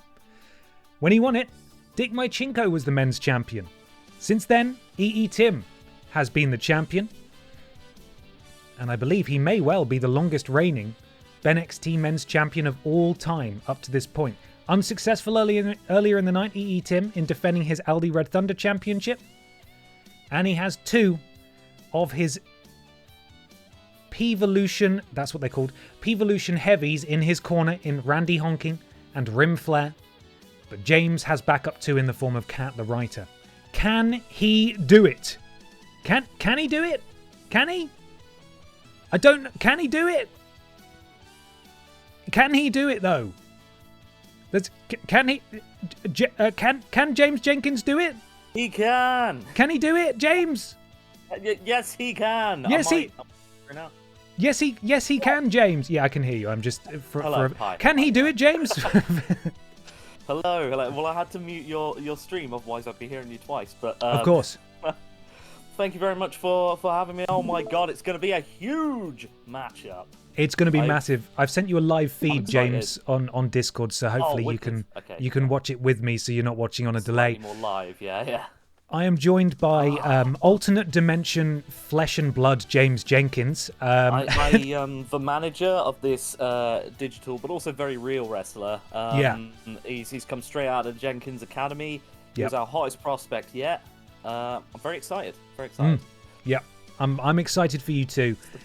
James Jenkins won the Royal Rumble earlier this year, as I said. Before we get started, what would a win for James Jenkins here tonight mean for James Jenkins? Oh my God, it'll be huge. It'll be validation, like I say, for the Jenkins Academy. It'll be validation for the minutes of preparation that he's put into watching the YouTube tutorials, doing the stretches, Googling what wrestling is. He is ready. Yes. And it'll mean vindication against that pissy E.E. Tim. That darned E.E. Tim. Before we go any further, make sure you go give James a follow if you haven't already. Jenks_gaming_. It's in the chat now. Bless you. Thank you very much. Go drop him a follow. So, James, I want to apologise in advance just in case this ends up being a massive squash match, because I have no idea how this is going to go at all. Dude, it'll be pretty funny either way. No, I've got faith. And so I've got faith too. Well, I've got faith too. I'm just setting your expectations in case this call only lasts a minute and a half. That's fine. I mean, Now, in which case, I hope you're well. Merry Christmas, etc. yeah, Merry Christmas to you. I'll see you at New Year's. Of course, by just a bit of admin between you and I, James. By tuning into the feed that you've got there, you won't hear their entrance music, but you will hear the game audio. Fine, so there we are. Right, okay. Yeah. Are we ready to do this? Main event of night 1 of WalrusMania: James Jenkins versus EE Tim for the BENXT Men's Championship. Oh, it's huge. It's huge. Come on, we can do this. You ready? Are you ready? Yeah, the occasion has got to me. Hopefully it doesn't get to the man in the ring, about to be in the ring. He looks ready. And, he's recently ditched his caveman attire in favor of his Limp Bizkit attire, so I feel like he's locked in and he's taking it real seriously now, you know? It's an interesting development, actually. I mean, it's kind of like how, you know, in the lower leagues you have a different gimmick, and now he's got like he's got a change of style, a change of theme. Yeah. Of course, Kat, the manager for this one as well. She's helped out massively here. Yeah, she's written up all of the PR. Yep. Some of all the copy. Some of it needed. Yeah. Have you got a victory speech and a concession speech written already, or just a victory speech? Oh, I've got a concession speech. It's very short and contains several swears. Okay, I look forward to hearing it. I don't have a victory speech now. Okay, right. Well, let's take it to the ring then. I believe we may get some introductions from Mike Rome, the ring announcer, first, before we get to the entrances. Here we go, James. Oh, it's exciting. Been building to it for ages. Feels like the Rumble was months ago. It was quite a while ago, wasn't it? was, Yeah, you mentioned about took forever. About bombs on this. I was like, oh right, sweet. So I'll see you like next week. Yeah. After. Yeah. We'll be right there. Oh man, I love everything about this setup. By the way, who did the arena for this? I think this was Bad Joke Billy, who's made loads of bespoke TripleJump based stuff Billy in the past. Hell yeah. Here's Jiminy Jenkins. Look at this unit. He's ready. He's ready to go. He's wearing his biggest jacket because it's quite cold. And there's Kat, the tag team, both known as Triple Threat, because of course, James, you can both write, edit, and present, so you're a triple threat. Allegedly, all of those things. Well, Kat, accompanying you to ringside, what does this mean for the confidence of James Jenkins to have a friendly face in his corner, especially considering that EE Tim will not be coming out alone? It's definitely going to help even the odds. I mean, Kat, you know, excuse a pun, she does have claws. She do have claws. She do. She will fight back if they try and interfere. They fucking better not. They better not. Well, go on, ask. Look at that beautiful ring attire, and also the jorts. Love that. The jorts too. Yeah, the tactical jorts. But here comes the BENXT men's champion. He walked in tonight in the opening match of WalrusMania as a double champion. Ooh!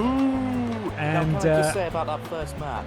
Yeah. I do feel like he's absolutely thrown now. He's thrown away one championship. He's thrown it on purpose to focus, to get rested, to walk in at 120%. A 23 2/3% chance of winning in this one, potentially. He is flanked, of course, James, by one half of the BENXT Tag Team Champions, Rim Flair, who will be defending his title tomorrow in a ladder match, and one half of the former Pip Down Tag Team Champions in Randy Honking, who was unsuccessful in the ladder match earlier tonight. It was unfortunate. The ladders, they didn't really get how ladders worked, did they? It was an interesting tactic, but it's just, you won't see that at the Jenkins Academy, School for Wrestling Academy. No, of course.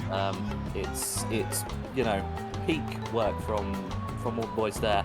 All of our clones, and we are facing off against the best one here. I feel like he's just mugging us all off there, standing there, drinking his water. He's going to need to go for his own EE Tim.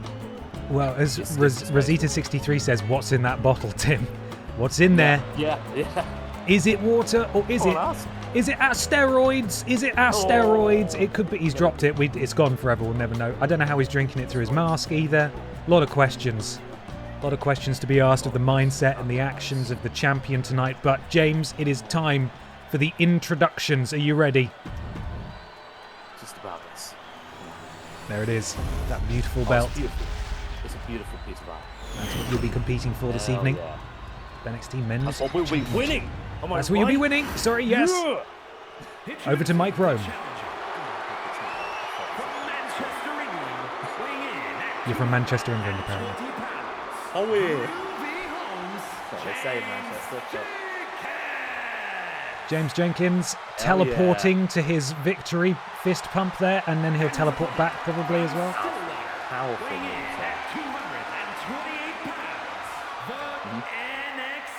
BENXT. He keeps getting wrong. The soon-to-be former.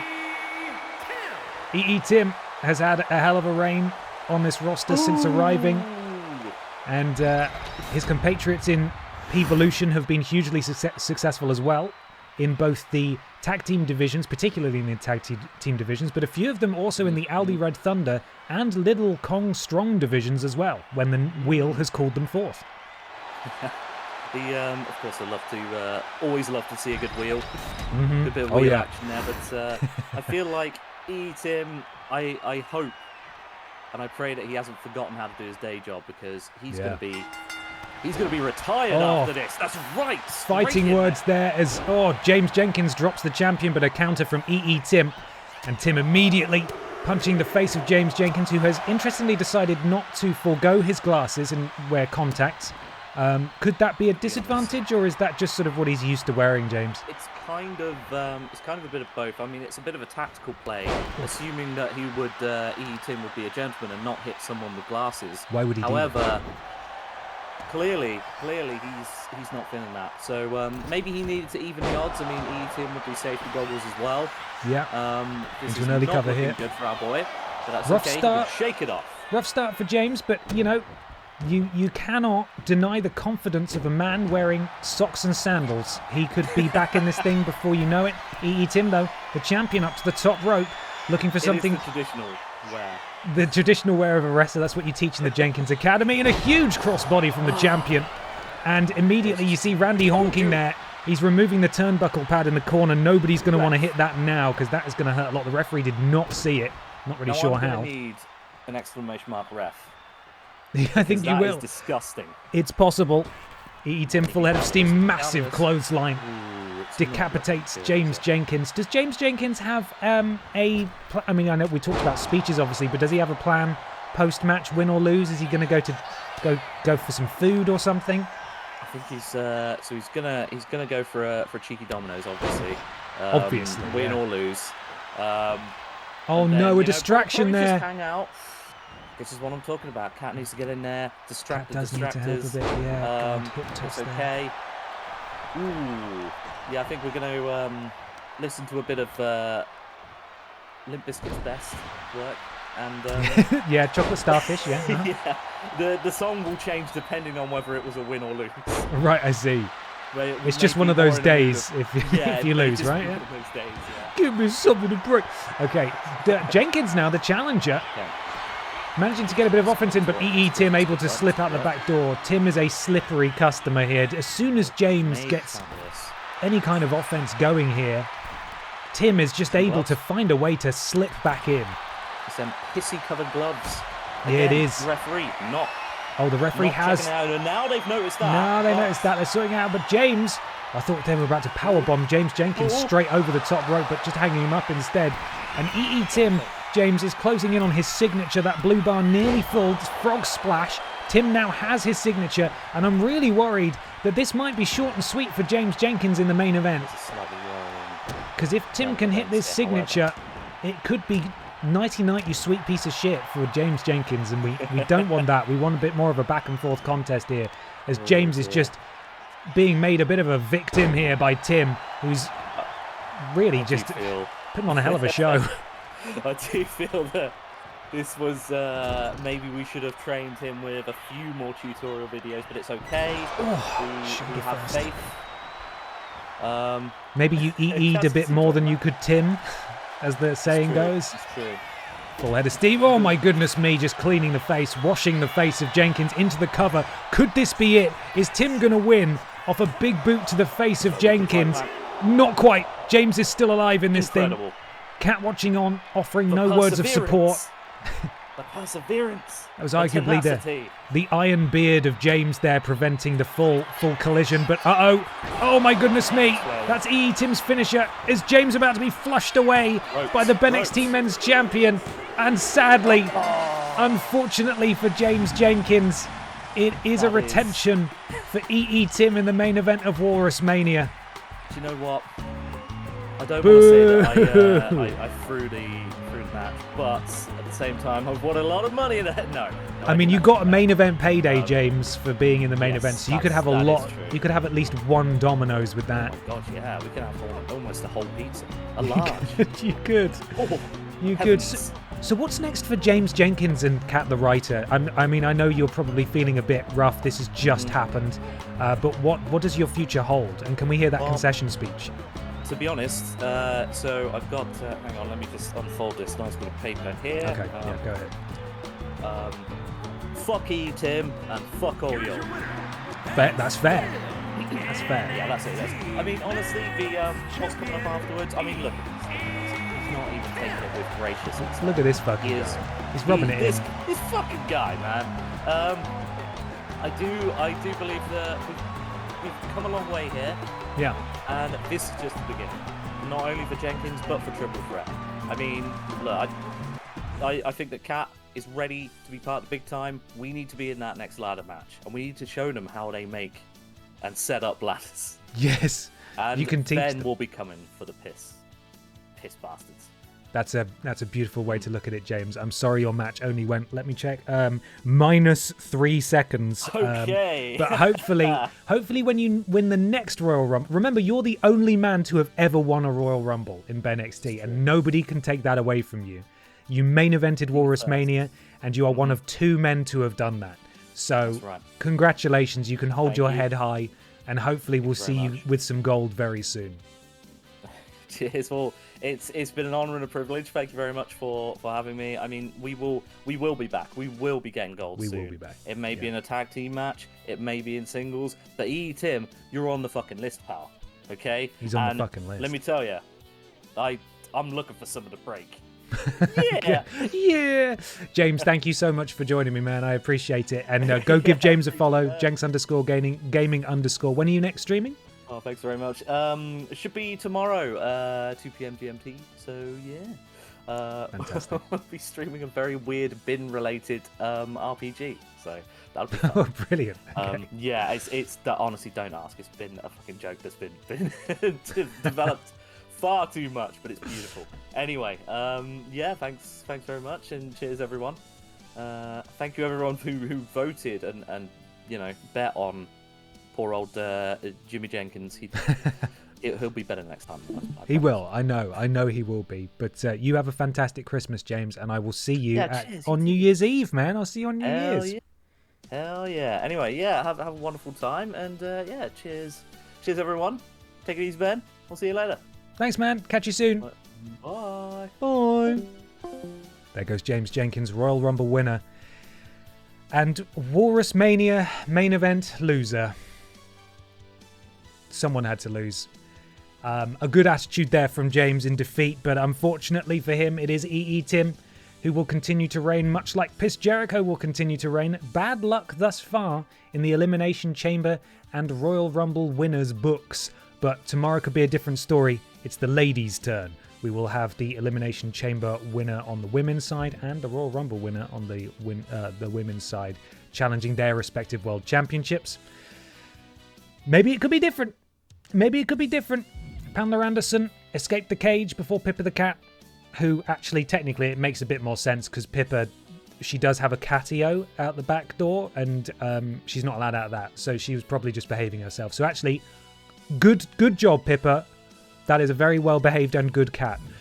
We had a title change. The Pufferfish, the winner of the Churnament, defeating Jill Sandwich for the Butterfield title. Duronk and Judas retained their belts. A lot of retentions tonight. But in the opening match, it was German Cheggers who dethroned EE Tim for the Aldi Red Thunder Championship. Was it EE Tim's decision to be eliminated first in that so that he could be at full strength for the main event? That remains to be seen. We now move on to WalrusMania Night 2, which will involve a little bit of admin as I have to construct all of the matches. But first, I'm going to go get an exclusive word with EE Tim, and I'll let you know what he has to say in but a few moments. Don't go anywhere, or I'll kill you. I swear I will.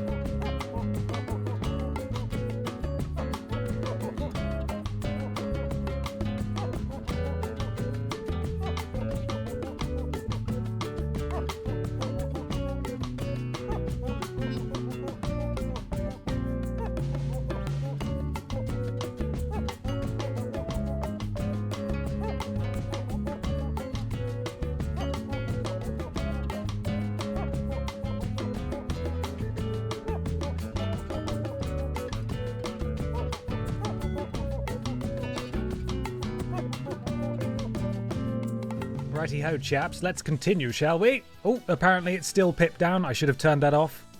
That's a lie. I've lied to you. There is no Pippa here. She's sulking because she lost.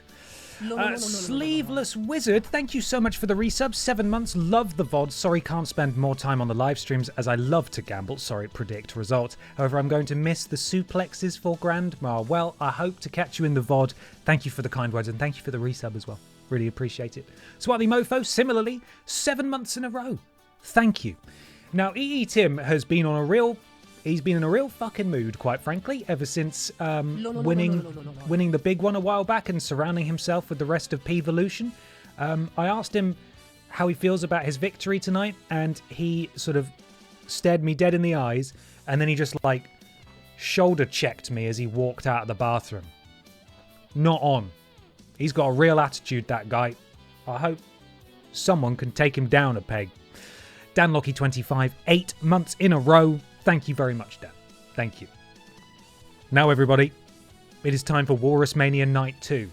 What will be interesting to see here is the show that the game gives us by virtue of what it thinks we should have. We're going to change everything about it, but let's see what WWE 2K25 thinks WalrusMania Night 2 should be.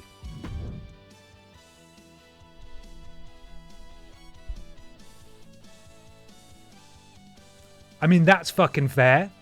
And that match will happen, albeit in a ladder capacity. Red Thunderman versus Ben Potter with the Drinks Fairy in his corner. Interesting. Danny DeVito versus T-Virus. Rules Boss versus Hideo Kojima. And Simon Miller versus Peter Austin. And then Brian Michael Bendis challenges Piss Jericho again. You know, we should just do this. Let's just do this one instead. I'd love to see Peter Austin versus Simon Miller and Rules Boss versus Hideo Kojima. Okay, the first thing we are going to do is we're actually going to delete a match because we're not doing the full 6. We're doing 5. Because I initially planned for there to be 2 rivalry matches. Obviously, we had Pippa and Pamela on the first show. But then I was looking at the runtime and I thought this is going to be too long. There's too much of it. So, let me consult the spreadsheet and I shall tell you what's happening next. Up first, we will have the Little Kong Strong tables match. The current champion is, unfortunately, Gollum. But we're going to need to spin a wheel to decide who else is in it. So let's get Gollum in there first. And once again, we are going to populate this match with participants who are not otherwise on WalrusMania, so we may have to spin a few times. Put me in, coach. I need that payday. Let's see. It will be pulled from the Pip Down roster, and Lord Brotovich is on the Pip Down roster. So let me just find the wheel window. The wheel window. Here we go. Let's spin. Who gets pulled first? It's Tina. It's Tina. I've got so many windows open. What I need is 6 monitors for BENXT. That would be helpful. Tina, congratulations, you're going to WalrusMania. Up next.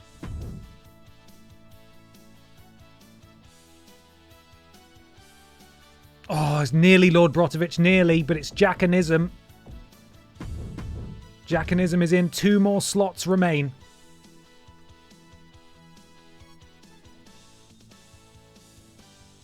The T-Virus is going to WalrusMania. And finally, Lord Brotovich is crossing his chicken fingers.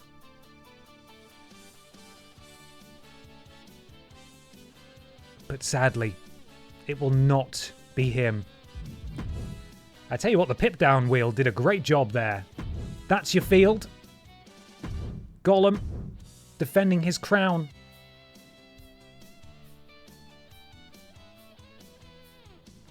Against Tina, T-Virus, Jackanism, and the Eggs Budden. But that's not the only bloody match we've got this evening. Oh, we also have the Tag Team Ladder Match.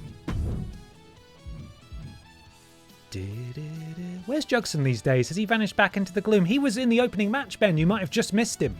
The wheel called him forth, and he answered. Garlic and all.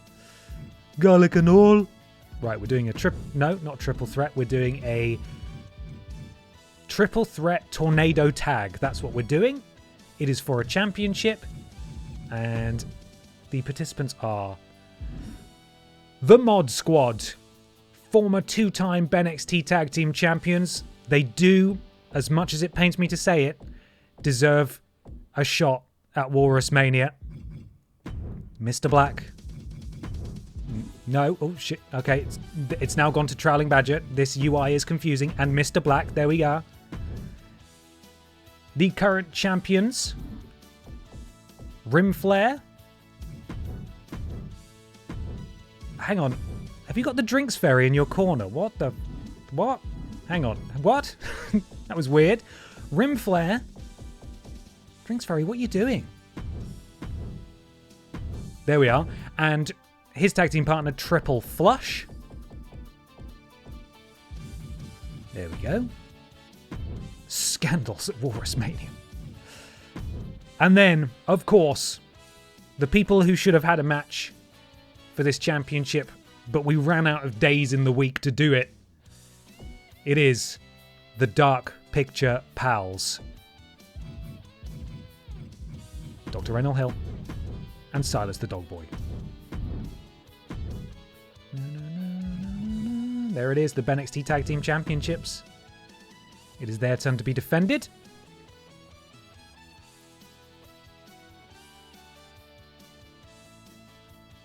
Then we have the BENXT Wide Championship on the line. And this will be between the current champion, Michael Johnson. Where are we? Where are you, Mikey? That's Jugson. Oh, fuck. And then it defaulted back to A. Really good. Love that. Michael Johnson defending against the winner of the tournament of the Wide Championship. The Wide Championship Churnament. Seth Pissin Rollins. Imagine if the Undisputed Era walked out with 2 titles. Imagine how insufferable they would be. Seth Pissin Rollins. And you know what? He should have his people at ringside, shouldn't he? He's going to go out with Piss Stratus. There we are. Just the one, actually. Championship. The Wide Championship. Newly redesigned by Dan. It looks fantastic. No rest for the wicked. Because up next, it's the Vidiots Championship on the line. This will be a triple threat match between the champion, Ben Potter, and the challengers, poor Mikey Johnson, who, if he does well in the last match and then does well in this match, could walk out as double champion, to be fair, so it could be a very lucrative night for Mikey. And of course, Peter Austin, the other member of the Vidiots trio. So this title, going forward, will be defended at every single pay-per-view in a triple threat match between these 3 participants. So Vidiots and the Vidiots Championship will live on in BENXT every single pay-per-view at the big shows. These 3 will face off for the title. So Vidiots Championship up for grabs. There we go. And then we've got the 2 women's matches. Customized match. This is also it's a one-on-one match, and this is between the Elimination Chamber. No, I've just saved it again. Let's fix that. Do you have to post the belt every couple of weeks? Yes. Whoever wins has to physically hold the real championship as well. So, change participants. This is a title match. And this is between the Elimination Chamber winner, Fisher-Price Carr, who should have the Chevrolet Matiz in her corner, and the BENXT Women's Champion, who is, of course, Grimbis. That's going to be a tough task.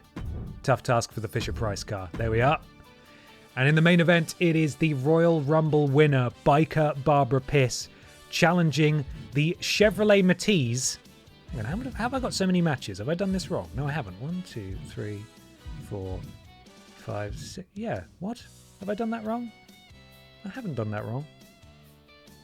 Maybe I originally intended to do 7 matches. I didn't. So Biker Barbara Pierce won the Royal Rumble, which means she will challenge the Chevrolet Matisse, who beat Pippa the Cat out of nowhere. Imagine if the Fisher-Price car wins her match, and then these two get to walk into the main event as world champions. That would be a beautiful moment. It's going to be tough, though. And there we have it. That is night 2 of WalrusMania. What the fuck am I listening to? I can't even begin to explain it to you. You're just going to have to go along for the ride. In the opening match, the Little Kong Strong Championship. Gollum defends against Eggs Budden, Jackanism, Tina, and T-Virus. The champions, Triple Flush and Rim Flare, defend their belts in a ladder match against the Mod Squad and the Dark Picture Pals. Michael Johnson defends his Wide Championship against the tournament winner Seth Pissin Rollins, with Piss Stratus in her corner. Ben Potter defends his Vidiots Championship against Michael Johnson and Peter Austin. Grimace defends her BENXT Women's Championship against the Elimination Chamber winner Fisher Price Car. And in the main event, it's the Pip Down Women's Championship match with Biker Barbara Pierce, the Rumble winner, taking on the Chevrolet Matisse. There we are. Please try. I literally would be here for hours. You've got a spare 600 hours, right? You can watch 7 months of VODs. Oh, you'll be fine. Okay, let's get this thing underway then.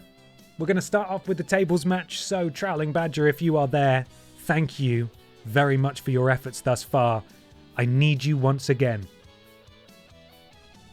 Here you go. Why is Barbara Pierce not 99 overall? She's already, to be fair, she's already massively over. Like, her attributes are way higher than everybody else's anyway. Everybody's sort of got a benchmark level of 75 to keep it even. But select members of the roster are a bit higher, and Barbara is one of those. So. One of these days we'll make a year recap video. I don't have time. Do you guys have time for that? Am I going a bit frame ratey? Am I alright? Looked like I was slowing down a bit there. Hopefully my computer doesn't blow up. I might close Discord. Just in case it's getting a bit scared. There we are. Let's remove some resources. Okay, opening match. Predictions are now live. Here we go. Night 2 of WalrusMania. We're kicking it off with one of our favourite matches. First person to put someone else through a table walks out with the Little Kong Strong Championship. And we're going to find out who that is now. We don't want Gollum to win. You stop it. We don't want Gollum to win. The following contest is a fatal 5-way tables match and is for the Lucha Libre No. Stampede. That's not it. No. Championship is correct. That's some of it. Well done, buddy.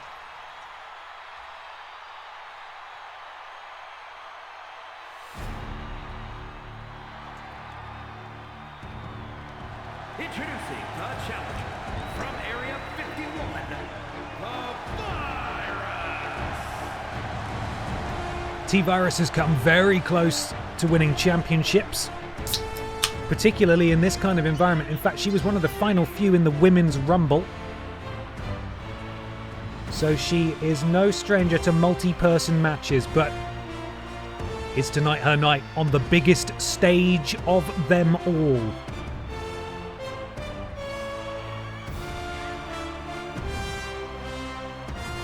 I know someone would have something to say about that. And that is one half of the former, I want to say, BENXT Tag Team Champions. Representing BB and Tina. And from Germany, It's Tina. That's what yeah, BB and Tina, former one-time BENXT Tag Team Champions. She has held a title before. Now over on Pip Down. Hasn't had quite as much success. But tonight it could all change. Speaking of recent shows of good form, would be remiss not to mention this man, who recently put on a hell of a show. I can't remember who it was against, but it looked like he was going to win several times. I think it was in a tournament match, actually.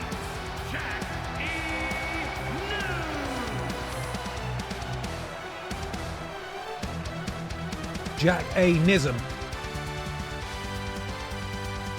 could win his first piece of gold tonight. Oh no, my battery.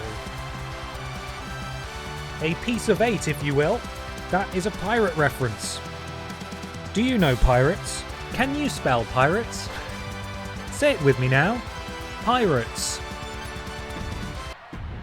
And I want everyone to hold your breath. You can probably already fucking smell him, because he's disgusting and horrible, and I don't really want to look at him at all. But unfortunately, he is the wide champion, and he will be coming into this match as champion. Thank you, Trailing Badger. Final standings: T-Virus 23%, Tina 14%, Jack A. Nism 18%, Gollum 30%, and the Eggs Budden 15%.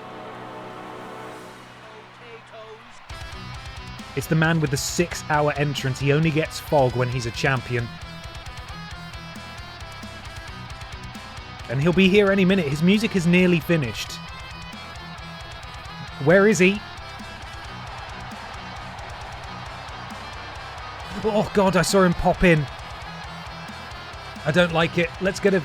Oh, look at all the people who have to witness Gollum. Up close and personal. Awful. Can we go free cam? No, we can't. Oh, look at him. He's horrid. His music's finished and he's not even left the ramp yet. That's all you get, Gollum. You wretched beast. You disgusting little creature. Get off my screen.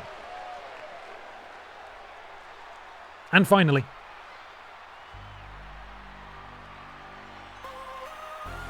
press the X button to win a championship. From Tokyo, Japan, weighing in at 190 pounds, A luchador?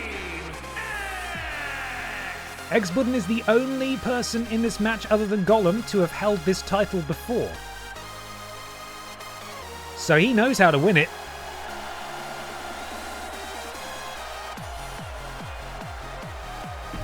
And now we are ready to go. And here is a nice close-up of that beautiful little Kong Strong Championship. Tina, T-Virus, Eggs Budden, Jackanism, and the champion Gollum. First person to put someone else through a table walks out as champ. Who is gonna... How did Gollum even do that? I hate it, I hate it, I hate him, I hate him, I hate him, I hate him. I hate him.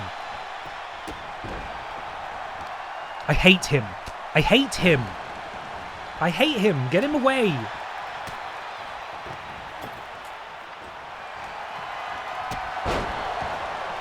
Jackanism taking the initiative to set up a table immediately, but someone interrupts there. That was Tina, actually, it appears. And Gollum is absolutely flying thus far. It hates me. I mean, I hate to say it.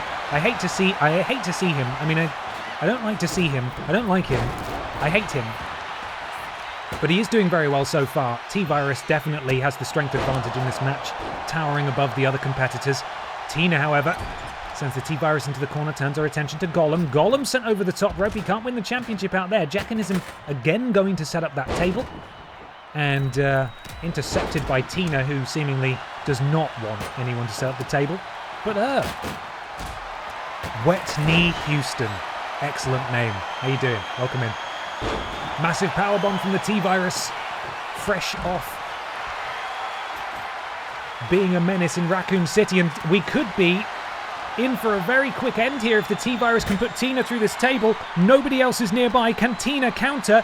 The T-Virus is all alone. Oh, but Tina slips out the back door, able to escape. And now it's the T-Virus who hangs on a precipice here. But Tina manages to miss with that Irish whip. T-Virus down. In the corner, Gollum dropped on the outside by Jackanism, who is now slapping his bum. I don't know really what tactical advantage that gives him. And now Tina has the T-Virus in a dangerous position. T-Virus with the counter. Eggs Budden going to be getting back in the ring here. He really needs to interject unless T... Oh my god, what was that? What was that? The T-Virus had the championship banged to rights there, slamming Tina through it, but the table just bounced away like it was stuffed full of helium, some sort of inflatable table. Those are the tables we got for WalrusMania, and this match continues. I mean, I'm kind of glad because it means we get to see more of this match, but that's not going to please those who predicted this match with their BENXT bucks that the T-Virus would win, because that was the T-Virus's moment. The table sits alone in the ring now. Oh, and Jackanism sent into it, which will collapse it. Someone paid off that table. Putting the table in inflatable. Jackanism sets up the table, and Gollum now will collapse it as he climbs into the ring. That wretched little monster. And I don't know how he's got the power to do this, but he's... sit-out pile driver on Jackanism as the T-Virus now is the victim of Gollum's clammy grasp. What the fuck was that? Springboard 450, maybe? Unbelievable. I don't know what the X button's doing on the outside. And, Gollum's being made very familiar with the table. Face first, springboard moonsault from the T-Virus to Gollum, who will claw his way to the outside for a bit of respite. And now T-Virus intercepted by Jackanism, dropped by Jackanism. The champion grabbed by Jackanism, sent over the top rope, clings on. Tina now makes her way into the ring. Table's getting a bit frisky again. Jackanism sent over the top rope. And Tina sent for a ride by the T-Virus, and X-Button now finally is in the ring, sets up a table. The T-Virus has her back turned, and X-Button is going to try and stop this. He's not. He's turned. We've got to be careful here because it's the same two usual suspects, and the T-Virus finally has Tina in the right place. Nobody is stopping her, and it is the T-Virus who finally has redemption and will walk out of here as the Little Kong Strong champion. She, quite frankly, should have won it about 3 minutes ago. But it turns out that there is justice in this world, and the T-Virus not only wins, look, there it goes, the table flying off, not only wins, but she puts Tina through it, who is the person who, as we saw there, was the one that collided with the inflatable table. Everybody was in the ring at this point. There was no reason why T-Virus was left to her own devices. Gollum's got to be gutted. But the T-Virus has a championship that matches her beak. And that's got to make her feel good, I assume, if she is capable of feeling good. All she does is infect people and turn them into horrible monsters. Congratulations to the T-Virus. And the opening match of WalrusMania Night 2 is under our belts. These matches always feel like when they've just stuck 205 live matches in the middle of Raw, over in seconds and absolutely nuts. The little freak has been dethroned. Poor Gollum. Oh well. Moving on, up next, we have the Mod Squad, the Dark Picture Pals, and P-Volution, all vying for the BENXT Tag Team Championships in a ladder match. Championships suspended above the ring. Can the Mod Squad capture a third title? Will the reign of terror from P-Volution continue? Or will the Dark Picture Pals finally capture gold? We'll have to see, won't we? Championships on the line next. Predictions will be up in a second as well.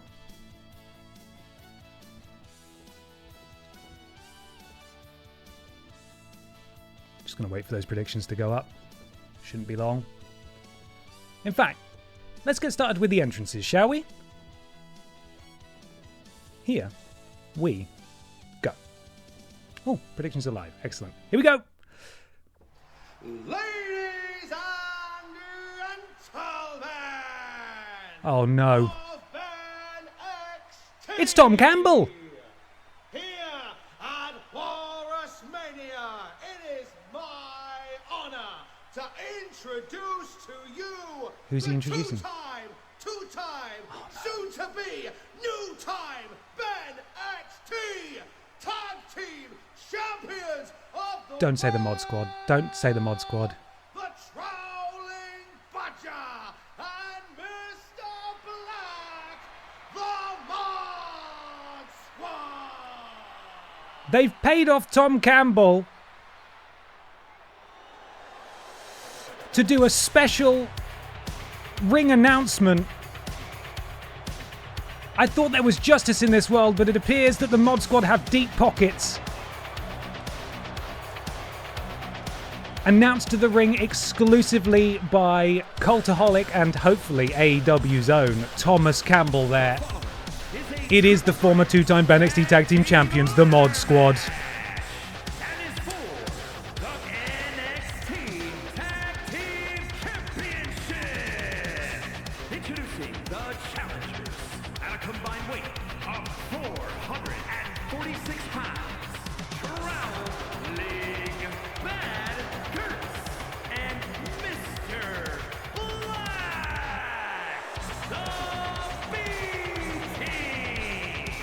The inimitable Tom Campbell there. Love that man. Big thanks to Tom. And also, if I may pull back the curtain a little, Mr. Black for providing that video as well. That was all his doing. And it was excellent. So, I mean, now going back into character. Boo, Mod Squad. How dare they? I can't believe Tom Campbell would support the Mod Squad. And here come the champions. Of course, without their belts, because they are already suspended above the ring. Nice one, Tom. Quite still not shaved. I hope the Mod Squad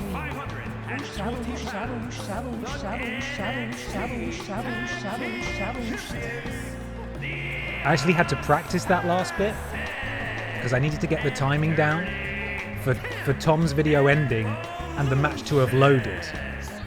And I think we got it pretty much bang on, so I'm pretty happy with how that went. I shouldn't have said that because, again, it kind of ruins the immersion a bit. But, hey, go us, right? Go us. The tag team champions representing P-Volution, Triple Flush, Rim Flare, perhaps encouraged by the successful retention of their leader E.E. Tim last night over James Jenkins, but they have got some stiff competition this evening. And out next, it's the people's favourite. Crank it up loud.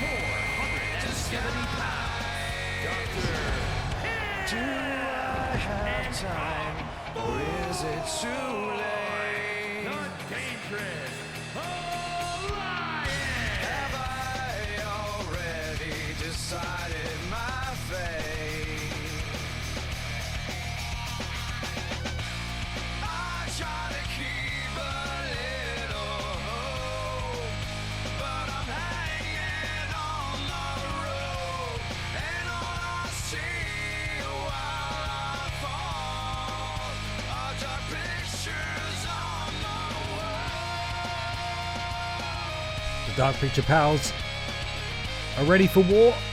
They've challenged these gentlemen in particular twice, I believe now, for the titles and have been unsuccessful both times. First time they did win, but it was via countout, so the title did not change hands. Do I have time, or is it too late? Have I already decided my... Try to keep a little hope, but I'm hanging on the road, and all I see while I fall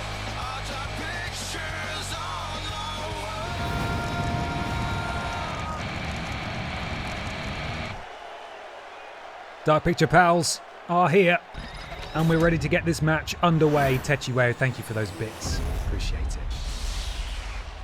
BENXT Tag Team titles. Rich lineage in this title division. Santina Morel, two-time champions. 90s Kids TV, that being Dave Benson Phillips and Neil Buchanan, one time. Los Pokehermanos, two times. BB and Tina, one time. Mod Squad, two times. Team Redundant, one time. And current reigning champions, P-Evolution, one time. Mod Squad looking to make it 3. P-Evolution looking to extend their record reign. And of course, Silas the Dog Boy and Dr. Raynell Hill looking to capture their first. And it's long overdue in the opinion of many, but it's up to them whether or not they can work out how to climb a ladder. And rather encouragingly, Silas is immediately going after one such thing. And 3 members of each team have split off here in the early goings as Trailing Badger grabs the scruff of Silas the Dog Boy's neck, and Triple Flush grabbing another table. Dr. Raynell Hill about to be the victim of a powerbomb on the outside, courtesy of Mr. Black. Big right hand there from Triple Flush. He really wound that one up. Rim Flare, one half of the tag champ, sent ribs first into the steel steps on the outside as Silas the Dog Boy, by far the biggest man in this match. Definitely the size and strength advantage. Trailing Badger, the submission specialist. No slouch either. Got to keep your eyes on him. He is a former Aldi Red Thunder champion, as well as 2-time tag champ. And Dr. Raynell Hill sending Mr. Black face first into the ring post on the outside. Silas now looking to turn his attention back to Triple Flush, and Trailing Badger playing spoiler here. As Dr. Hill takes out Rim Flare on the outside, Mr. Black waiting. And, Silas hung up on the ropes there. Triple Flush sliding to the outside, and Silas is all on his own now, I was going to say, but immediately, very astute there, turns his attention to Rim Flare and clocks him before he can even stand in the ring. Gut wrench, powerbomb. Trailing Badger astutely, correctly recognising that Silas the Dog Boy the biggest threat here, although now everyone getting back into the ring. I was going to say, if Trailing Badger can get rid of Silas, or neutralise him at least, then that ladder is open and ready to go. But it's Rim Flare who's going to go to the top as quickly as possible. Dr. Raynell Hill cutting him off at the pass. Triple Flush back in the ring now. That's all right. Ooh. Back suplex there. Oh my goodness me, and a headbutt levels Trailing Badger. Already this match far more competitive and ladder focused than the ladder match we witnessed on night 1 of WalrusMania. Rim Flare, atomic drop there to Mr. Black. And in the ring, Silas the Dog Boy being punished, by Triple Flush.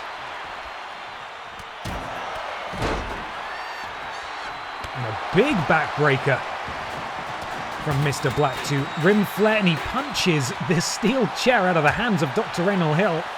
And then a belly-to-belly suplex. Silas the Dog Boy picks up a ladder, interrupted by Triple Flush, who catches him with a high knee. Now both members of P-Evolution in the ring. Briefly, Rim Flare rolls out, walks straight into a chair shot from Trailing Badger. And Silas the Dog Boy hoisting up one half of the champions into a power slam. And that is going to incapacitate Triple Flush for a second. And Silas rightly taking the opportunity to be the first man, or rather, dog, to get his hands on the title, and Trailing Badger interrupting. He's all on his own here. Everyone is turning their backs on Silas the Dog Boy. This could be the Dark Picture Pals moment. Nobody is interrupting at all. Could he get it? Triple Flush is there. He's pushing the ladder out of the way. Silas the Dog Boy dangling from a thread. Oh, and just in the background you can see Triple Flush powerbombing Silas the Dog Boy. An excellent opportunity, brilliantly executed by the Dark Picture Pals, but interrupted at the very last second by the tag team champion. Now that belt will be so loose, they're gonna need a new belt. By which I mean, whoever gets their fingers on that belt next, there's not going to be much left to do to loosen it. And if Mr. Black possibly there thinking, God, if only I had a 15 feet vertical leap and I could just jump up and grab it. But not so. No ladders currently set up. Oh my goodness me. Trailing Badger launches a chair at Silas the Dog Boy, and now is removing the cover of that table at ringside, the announce table, which is where I'm sitting. You can't see me there, I'm not pictured. Triple Flush has Mr. Black up on the announce table. Could we be about to see something really crazy? Trailing Badger would surely be out of commission here if Triple Flush can do something we can't really... Oh no, it's actually Mr. Black is reversed in a sit-out powerbomb and Triple Flush is down. Meanwhile, in the ring, Mr. Black is there and he's got fingertips on the title, but there's both Dr. Raynal Hill and Rim Flair, oh my goodness me, who just punches Trowling Badger directly in the buttocks. He knows that he just put his tag team partner Triple Flush through the announce table at ringside and then just punches him right in the balls. And it is all breaking down here. I think I'm confident in saying much better match than we had yesterday. Mr. Black, ladder in hand, potentially looking to introduce a third ladder. Oh, we've got a Beyblade ladder. But he meets Rim Flair, who absolutely wipes him out. And Rim's all on his own now. I spoke too soon. Headbutt from Mr. Black. Dr. Raynal Hill now sending Mr. Black into the ropes. Deep six from Dr. Raynal Hill, who needs to set up a ladder and take advantage if he wants to walk out of here as tag team champions alongside Silas the Dog Boy. But now, Mod Squad are on their own. The Mod Squad are all alone in that ring with nobody to stop them. Rim Flair, Mr. Black throws a table at him. Rim Flair able to counter the surprise offense of Trowling Badger, who is sent into the ladder. And we could see a retention here if Rim Flair decides to climb that ladder, which he is now doing. Who is going to stop him? Nobody is there at all. Trowling Badger is down. Triple Flush. Silas the Dog Boy rolls in to interfere. Trowling Badger back to his feet. No! What is Silas the Dog Boy doing? Again, a gross error from Silas the Dog Boy, completely unforced. And I think it's E.E. Tim's men who are going to walk out with the victory. I don't know what Silas was thinking. But it is P-Volution who have retained their championships here. Silas cutting off Trowling Badger, who was just about to pull Rim Flair off that ladder. I don't know what he was doing. This was the perfect moment for either the Mod Squad or the Dark Picture Pals to make history, but they couldn't get on the same page. Everyone disliked that. And it is E.E. Tim's men, the men of P-Volution, who retain their championships. This is just in the wake of disaster here as Silas the Dog Boy, an absolutely unforced error, preventing Trowling Badger from disrupting Rim Flair. And they are still BENXT Tag Team Champions. I did not believe going into this that on either night of WalrusMania that the Tag Team Champions on Pip Down or BENXT would retain, because it's a ladder match. What are the chances of that happening? But as it stands... They did it again. All my hopes flashed down the toilet. Absolute shit show. Thank you, Narugan. As it stands, P-Volution are walking out of WalrusMania with the BENXT Men's Championship and the BENXT Tag Team Championships still firmly in their grasp. But we're not done yet. We've still got more. Up next, speaking of urine-related dynasties, could Seth Pissin Rollins add a bit more gold to the Undisputed Era's cabinet as he challenges Michael Johnson for the BENXT Wide Championship? Swarthy Mofo just won 95,000 BENXT bucks. I don't think I'm allowed to predict anymore. My neighbours definitely heard me yelling at a video game being streamed 5,000 miles away. Bloody hell. The Dark Picture Pals will get theirs. In fact, as far as I'm concerned, they're still owed a regular championship match. So maybe we do that on Sunday on the special festive edition of BENXT. How does that sound?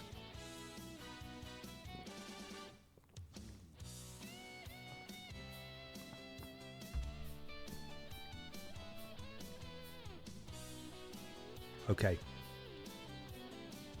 It's time, everyone. It's time for our next championship match. I know we're all upset about how that last one went. But be prepared to be even more upset as Michael Johnson is demolished by Seth Pissin Rollins, Michael Fartin Johnson. Oh dear. Okay, are we all ready? Oh, blimey. In 3 bets, I've gone from 63k to 2,446k to 338k to 89k. My God. Okay, here we go. 246k. That makes a bit more sense. You were briefly a millionaire, a multi-millionaire. The following contest is scheduled for one fall and is for the NXT Worldwide Championship. This is one of the closest title announcements that we have to reality worldwide. Pretty good, pretty good.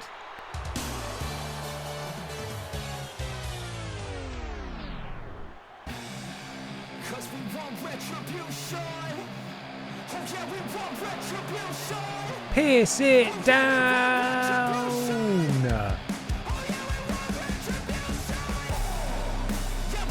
Seth Pissin Rollins, the Iron Man in the Royal Rumble earlier this year, entered at number 2, was one of the final 3. Didn't win.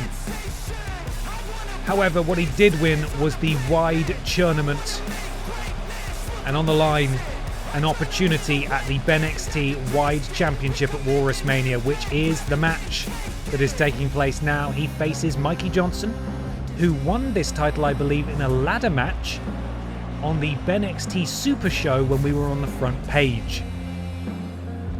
Mikey Johnson has had to fend off Fanny Craddock in recent weeks and a very crooked referee in Pamela Anderson. But tonight is his biggest test yet.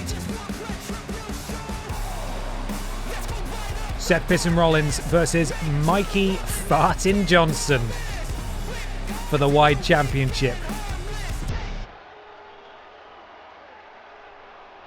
And here we go.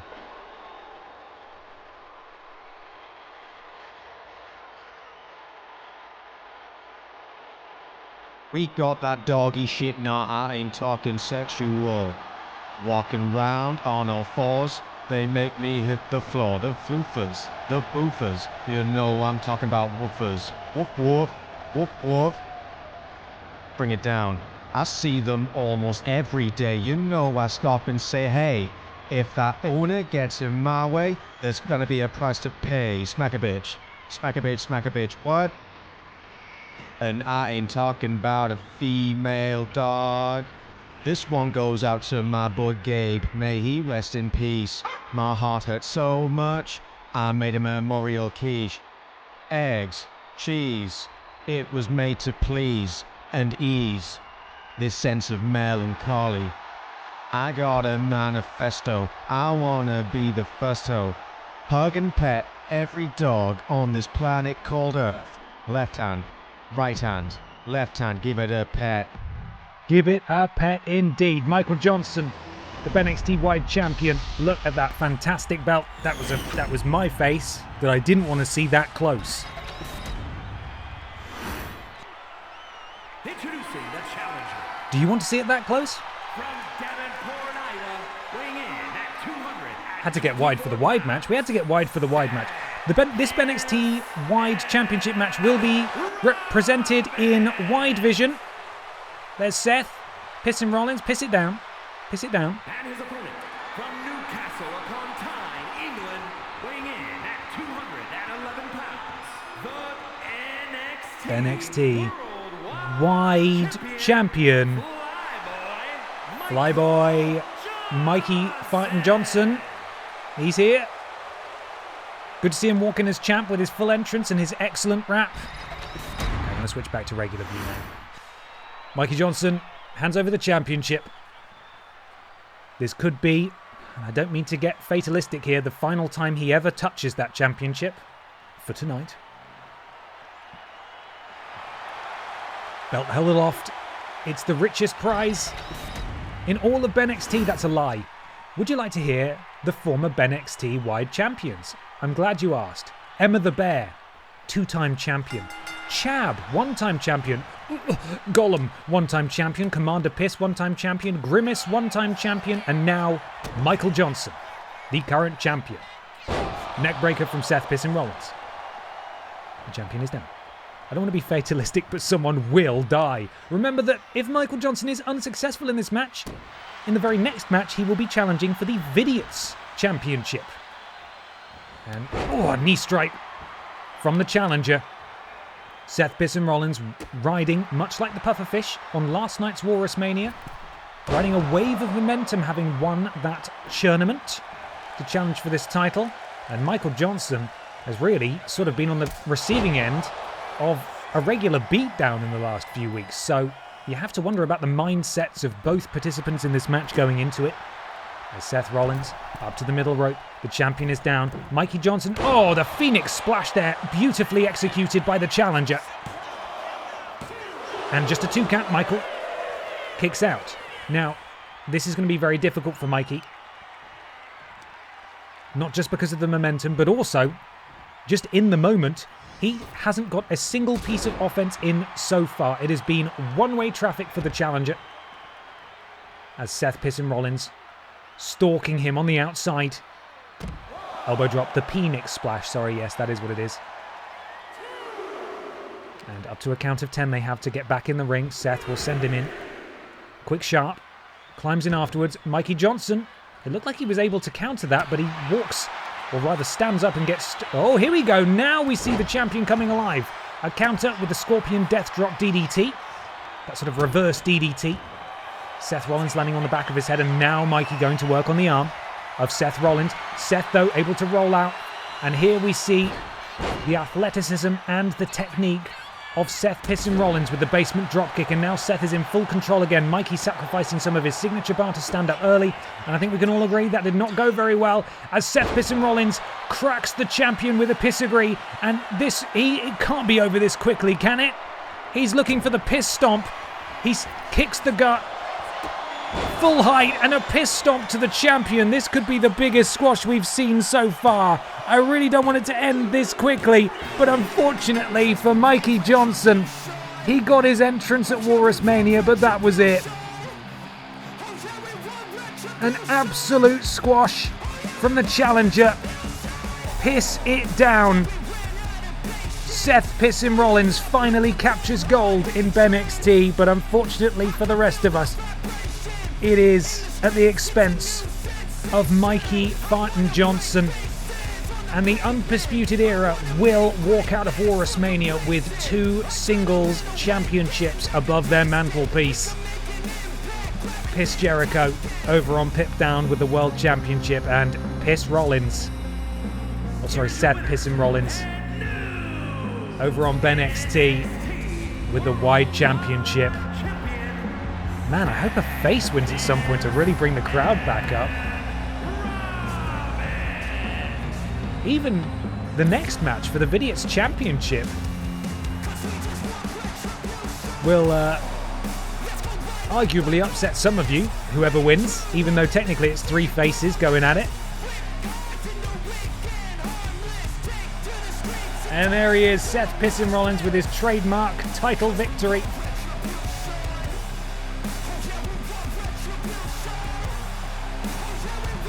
And I hope you enjoyed Mikey's entrance, because you are going to get to see it again in a second. Mikey Johnson dethroned at the hands of Seth Piss and Rollins. We have had 2 title changes so far. Let's see, what other... Okay, so who are the faces in these? We've got Peter Austin, Michael Johnson and Ben Potter vying for the Vidiots Championship. The Fisher-Price car against Grimace. And Biker Barbara Piss against the Chevrolet Matisse. I don't know. Piss is stronger than farts. The battle between pissin' and fartin' has been decided. Turns out you can piss into the wind. There we are. Right, up next, Peter Austin and Michael Johnson challenge Ben Potter for his Vidiots Championship. Those of you who were not able to make it to the Vidiots reunion stream last week, or haven't caught the VOD because it's not uploaded yet. It will be soon. Apologies for the spoiler that Ben ultimately wins, but I have edited a little highlights package for you so that you can be caught up on all the action that led us to this point. Are you ready? Here it comes. I've turned off the music and I'm scrolling manually. Here we go, nice and perfect. And here we go, here's the recap.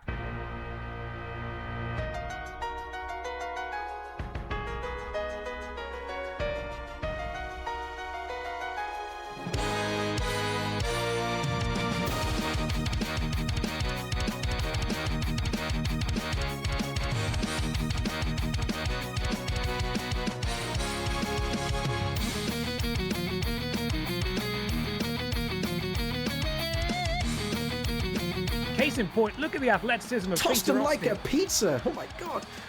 Crashing the skull of Mikey Johnson to the canvas. Ben will break that up, of course. Can we ask Ben, Meatface to move away from the side of the ring, please? I don't want to look at... Oh, no, he's getting in. Never mind. Oh, he's no. getting up. And look what he's doing, actually. While Peter attacks Ben on the outside, Meatface has removed that turnbuckle pad, exposing the steel ring in the corner. You do not want to be sent... Oh, and a DDT from Ben. It's interesting to think what one must fight against, the instincts you have to fight against. You're not just fighting a physical opponent with, you know, such strength and technique as we're seeing from both Ben and Mikey here, but also the mental opponent that is having to will yourself to punch your former colleagues in the face. Billy Ray being tasked with calling this one. Oh, as Mikey sent into that ring post, the one that's been exposed by Meatface. Mikey sent again into that ring post. I got no teeth left. Goodness me. And Mikey taking advantage. Oh no, Ben's going into it too. Have a taste of that. Churnament first. What would it mean for Mikey to win the Vidiots Championship tonight? I mean, well, it's all I've ever lived and dreamed of. Like, it's all led up to this, and you know, I think to end Vidiots and leave with the championship belt would mean the world. I think the ace up my sleeve is Dave Benson Phillips, who deep down wants to hurt us all quite considerably. A lot of people don't know, actually, that the DDT is named after Dave Benson Phillips. And Peter, gets drop kicked to the... Oh, hang on a second. What's this? What? Oh no. Oh no, it's the Chevrolet Matiz. Oh, it's no. Peter's arch right. Peter, look out. It's so fast. Peter's been hit by a car again on the outside. No bubble wrap this time. Here. And Michael Johnson's going into the... Mikey Johnson's gone into it for a third time here. We're still rolling here. Oh my goodness me, that's Peter Austin's finishing maneuver. That's called the That's a Very Interesting Castle. Unfortunately, Michael's able to break it up. We're getting into the deep water in this match now as Ben rolls to the outside, and Mikey sent into the ring post again. I've got nothing left in the mouth. Please stop it. Sternum must simply be dust at this point. And now Peter sent into that turnbuckle, and a stunner from Ben. A piss warm stunner from Ben as Peter is down. Mikey stunned. Billy Ray Wars I can't give up. It's Ben Potter who walks out as the Vidiots champion. #rigged. And it is Ben Potter who walks out. Rigged. Boo. Boo. As the Vidiots champion of the world.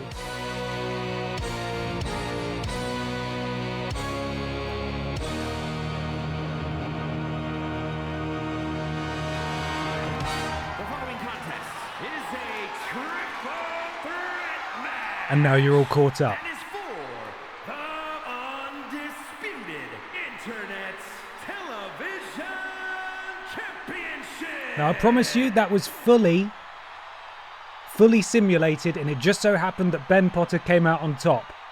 But is it possible for him to retain it again? Introducing the challenger from Yorkshire, Just 1 week later. 195 pounds, the leader, Austin.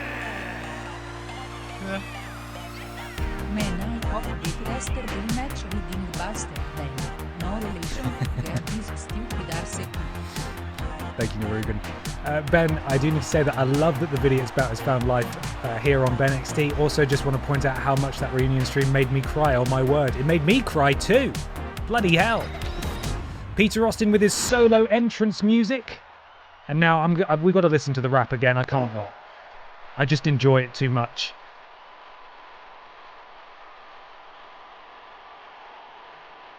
We got that doggy shit, nah, I ain't talking sexual. He looks naked.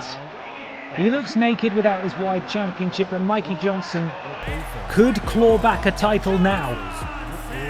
As he challenges for the Vidiots Championship, Ben has only held this title for 5 days.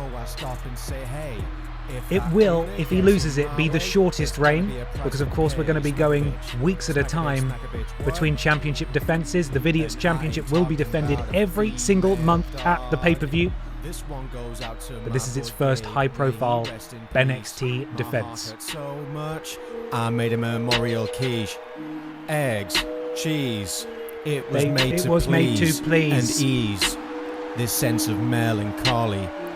I got a manifesto. I wanna be the first to hug and pet every dog on this planet called Earth. Right hand, left hand, give it a pet. And now here comes the champion. Hashtag rigged.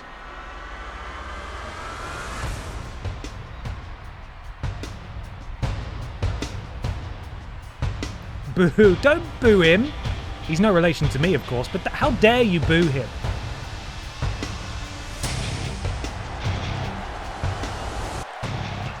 Ben Potter, the inaugural Vidiots champion. As I said, captured it 5 days ago.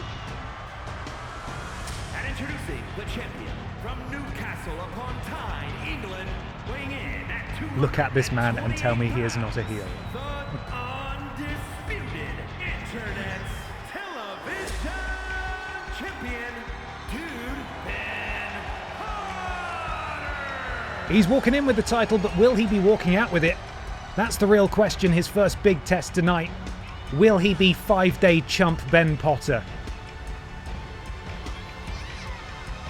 A proud Vidiots champion for the entirety of his historic 5-day reign. But he has a 23 1/3 chance at best at beat Mikey and Peter. That's right, not 33 1/3, 23 1/3. This isn't Steiner maths. This is Potter maths. Let's get this thing underway. Big, beautiful yellow belt up for grabs. It will live on here. It will always live on here. Hello, WWE fan 2000 and 2. How you doing?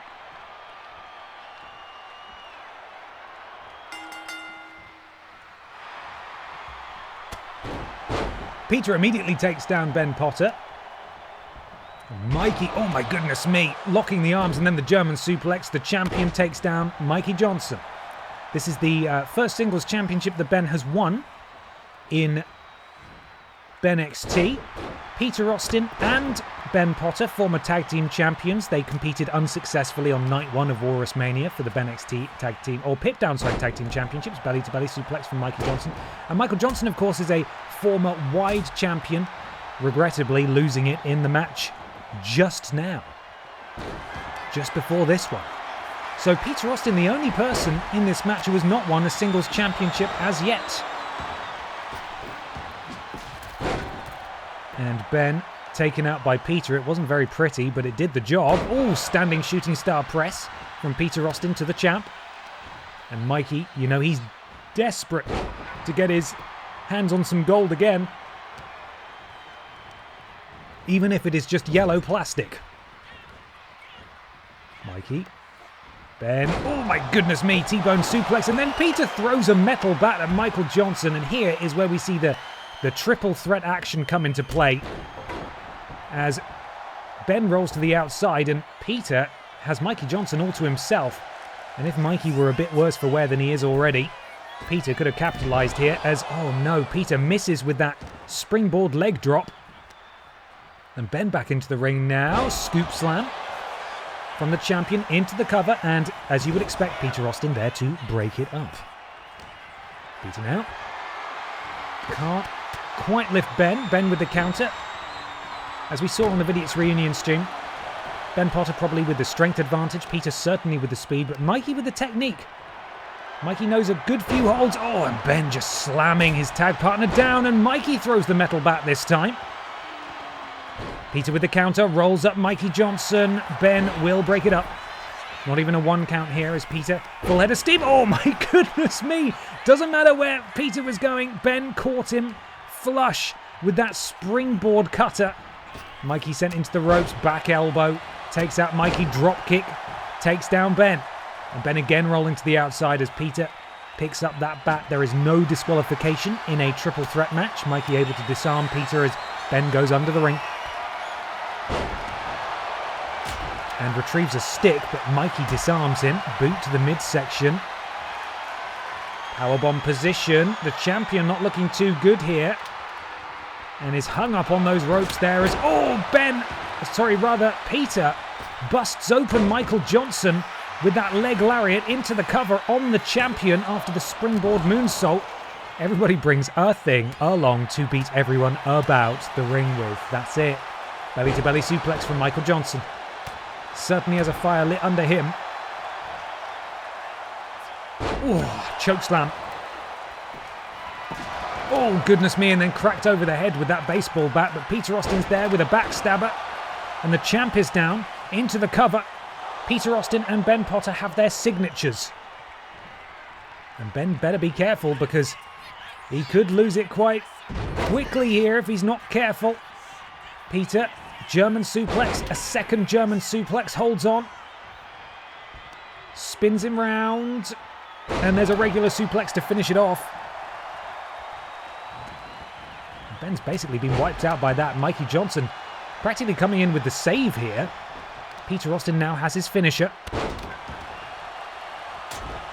Oh, and then clocks Peter as the champion rolls to the outside. And here is the technique of Michael Johnson I was talking about, going to work on the leg of Peter. Referee not even looking at the action in the ring. Now he's looking at it. And that submission maneuver again from Michael Johnson as Peter Austin could be looking to hit his finisher. And Ben lurking at ringside. Mikey sent into the corner. Ben looking for a thing. And Ben's got himself a sledgehammer. Oh my goodness me, and he hits Peter in the back and Mikey in the stomach. And Ben falls into the cover on Mikey Johnson. Is this enough? Ben is by far the most damaged individual in this match. And I'm not talking about physically. German suplex for Mikey Johnson. He holds on. We just saw Peter Austin do this. And again, but this time he doesn't spin him out for a regular suplex. It is a third German suplex from Ben Potter, who now has his finisher. Peter's going to want to get in here because Ben is going for the pin. And just in time, Peter Austin able to save the matchup. Oh my goodness me. DDT from Peter Austin impaling Ben Potter. And you see that sports time sign in the crowd. There is at least one Ben Potter fan, no relation, in the audience. As Peter Austin may be looking for his finisher, sends Ben into the ropes. And there it is. That is his finisher. That is the It's a Very Interesting Castle. Is this it? Is Peter Austin going to walk out as Vidiots champion of WalrusMania? No. Ben powers out at 2.9999 and a very frustrated Peter Austin picks up a big stick. And the stick slammed into Ben, who is just eating so much offense here. European uppercut. Oh, and then Mikey Johnson gets hit with a big move as well. Peter Austin now looking to try his luck with Mikey Johnson. Oh, and Mikey Johnson is the one who has to lose twice in a row as Peter Austin secures himself the Vidiots Championship in this fraught triple threat match. Ben Potter's 5-day reign is at an end, and it is Peter Austin who hits Ben with his finisher and then catches Mikey Johnson, already worn out from losing his title in just the previous match. But the tale of the tape will always read, Peter Austin victorious at WalrusMania and your new Vidiots champion. It's an interesting castle, and now it will be an interesting Vidiots Championship reign. Peter Austin joins Mikey Johnson and Ben Potter as having held singles gold. And he kisses that Vidiots Championship belt, holds on to it. Peter Austin is your new Vidiots champion, crowned here on night 2 of WalrusMania. Congratulations to Peter Austin. Ben Potter will be crying himself to sleep. Mikey Johnson maybe even more so, bless him. A rough night at the office for him. good storytelling. Mikey was injured. Peter winning without being hit by a car. That's theatre. I'm glad you think so. Peter Austin, your new Vidiots champion. We have 2 matches left, and it's the Women's Championship matches. Up first, Grimace, the BENXT Women's Champion, defends against the Elimination Chamber winner, Fisher-Price Carr. And the Fisher-Price Carr is not coming alone. She has Peter's arch rival and the current, at least until the main event, Pip Down Women's Champion, the Chevrolet Matiz, in her corner. Grimace versus the Fisher-Price Carr is up next, with the BENXT Women's Championship hanging in the balance. Only 1 match remains after this. Get your points wagered, because this one could be violent or one-sided. I genuinely don't know. It could be really one-sided. It genuinely could.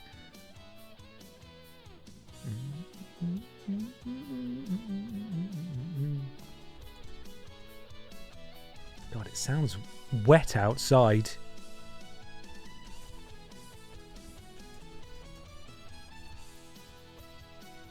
I can hear it against the bloody window.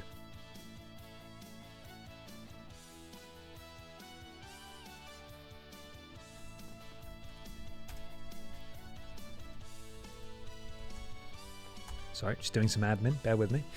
Bear with me. Okay, are we ready to do this? Penultimate match of WalrusMania is up next, my friends. Here we go.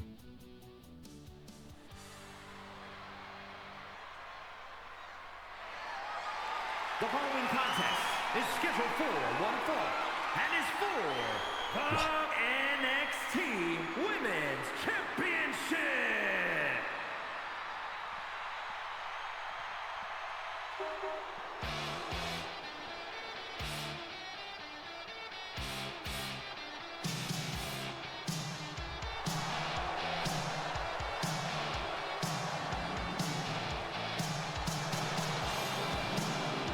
Quite the power couple here. That being the tag team known as Road Rage. They may be separated by different shows. You can see on the left there, of course, the Chevrolet Matiz, the Pip Down Women's Champion, in action next. But the Fisher-Price Carr going the distance in the Elimination Chamber to earn a number one contendership, for the BENXT Women's Championship, which she is, of course, using now at WalrusMania. And just imagine if the Fisher-Price Carr and the Chevrolet Matiz could walk in side by side in the main event as women's champions. That'll be decided now, but my goodness me, the Fisher-Price Carr has a bit of an uphill battle, as she has to face this woman.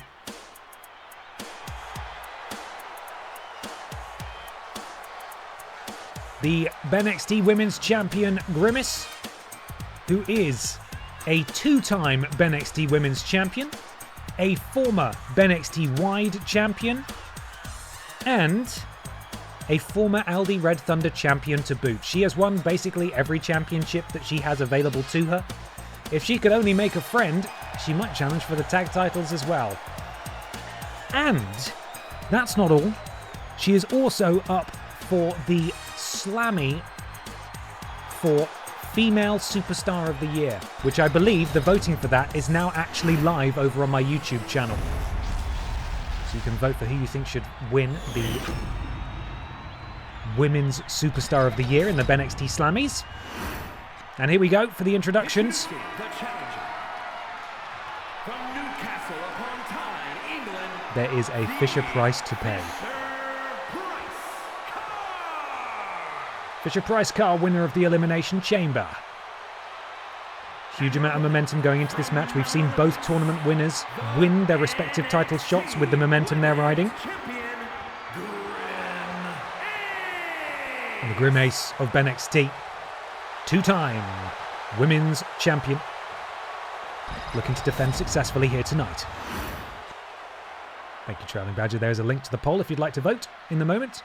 That poll will stay live across Christmas and New Year. I won't be tallying it until the first BENXT of 2026, which I believe will be on the 7th of January.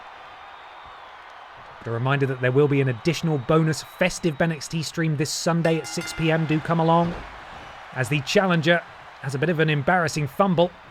It is pink versus purple here. Ducks under does Grimace, and a big boot drops the challenger. I'd argue that the Fisher-Price card just got hit by Grimace. And this is the very last thing that the Fisher-Price car wants, is for Grimace to get rolling, because we could well see... Oh no. We could well see a repeat of that Seth Piss Him Rollin match from earlier on against Mikey Johnson, where it's just one-sided all the way through, and that is not what we want. We want the Fisher-Price card to have a fair shake. Is Grimace the closest to being a Grand Slam champion? She's up there for sure, but she hasn't been on Pip Down, so she's got a few titles she still needs to win, and now we see the Fisher-Price car start to roll. Yes, Grimslam, the Grimslam champion. Grimace going to work, Fisher-Price car going to work on the legs of Grimace, the champion able to roll out of the way of that elbow drop though, and Grimace now scoops up and slams the challenger, and the Fisher-Price car is in a spot of bother here. Full head of steam from Grimace off the ropes, rolling neck snap. That's not going to be good. That's going to affect the Fisher-Price car's insurance, surely. Stamped to the elbow of the Fisher-Price car, who rolls out the way and somehow manages to avoid the offensive Grimace there. And a DDT plants the champion. And now the Fisher-Price car is starting to look quite promising here. A big kick to the hamstring and a counter from Grimace. Oh, but the Fisher-Price car straight back to it, but a big headbutt from Grimace will put her in her place. And now slamming the bonnet of the Fisher-Price car into the canvas is Grimace into the cover. Referee slides in. Ooh, kick out at 1 from the Fisher-Price car. But Grimace is closing in on her signature maneuver. And the Fisher-Price car has sacrificed her signature bar a couple of times to stand up early, and it's not necessarily worked out in her favour. As Grimace now just one move away from a signature, and the Fisher-Price car a good distance from hers. Grimace up to the top rope. We don't see her there very often. Fisher-Price car stumbles to her feet. Grimace now, able to take out the Fisher-Price car into the cover. Is this going to do it? No, kick out at 1. Going to need a bit more than that. And Grimace could be looking to hit her finisher here. Is this the McNuggy slam? It is. Sending the Fisher-Price car clean across the ring, and this is why the Chevrolet Matiz is out here, paying a timely distraction, which allows the Fisher-Price car a moment to just gather her senses, although she is down. And unfortunately, Grimace is now fully back on the offense. Powerbomb position for the Fisher-Price car, thunderous slam. And the Fisher-Price car not looking very good here at all, as Grimace, the champion, is in full control, and she knows it. The power pose from Grimace. I was talking about how nice it would be. Dragon leg screw there from the challenger. I was talking about how nice it would be if we go into the main event. Rolls up the champion now. Kick out at 1, counter. Grimace now. Could Grimace put away the Fisher-Price car on a roll-up? No, we're going back and forth here. Fisher-Price car and a kick out. I was talking about how nice it would be if the Fisher-Price car and the Chevrolet Matiz could walk into the main event hand in hand. It could be disastrous here tonight. It could really be terrible. Fisher-Price car could lose and the Chevrolet Matiz could lose as well. But the Fisher-Price car able to hit her signature. Grimace misses with that wild back elbow. Both champion and challenger thinking the same thing. Miscommunication and a spear! That Grimace has been hit by a car. Grimace has been hit by a car. That is the Fisher-Price car's finisher. Not quite. Oh my goodness me, that was so close. The Fisher-Price car came within a whisker of winning there. Grimace, though, still has a finisher in tow. It's really heating up here as the challenger takes down the champion again. Grimace straight back to her feet. The Fisher-Price car doesn't realise, but she still manages to take down Grimace. And you know what? The Fisher-Price car, despite the doom and gloom, is actually starting to roll here. These two, now it appears they're going to trade blows. I don't know if the Fisher-Price car has thought this through. Grimace much larger than the Fisher-Price car. This could work out very poorly indeed, and it predictably has done. And the Chevrolet Matiz once again coming to the aid of the Fisher-Price car, who is down and is stunned, and Grimace has her finisher. The Fisher-Price car just starting to get to her feet, and Grimace able to hop on her before it's too late. Back elbow. Challenger is down. Grimace. What are we waving off here? I don't know what the referee was... Oh no, the Chevrolet Matiz has been rejected from ringside.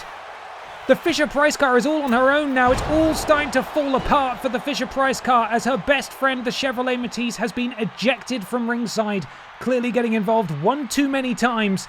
And Grimace was able to drop the Fisher-Price car. She has 2 finishers, and it's all looking a bit dire for the Fisher-Price car as we got this deadlift, wheelbarrow, slam there. And it may well just be a matter of time as Grimace goes for it again until the Fisher-Price car is on the receiving end of the McNuggies, because poor Fisher-Price car is up a creek without a paddle here. She's done her very best, but Grimace is in her element. She's managed to... Oh, hang on a second. The Fisher-Price car slips out the back door. The back elbow makes the champion bleed. Could the Fisher-Price car grab the victory from the jaws of defeat here?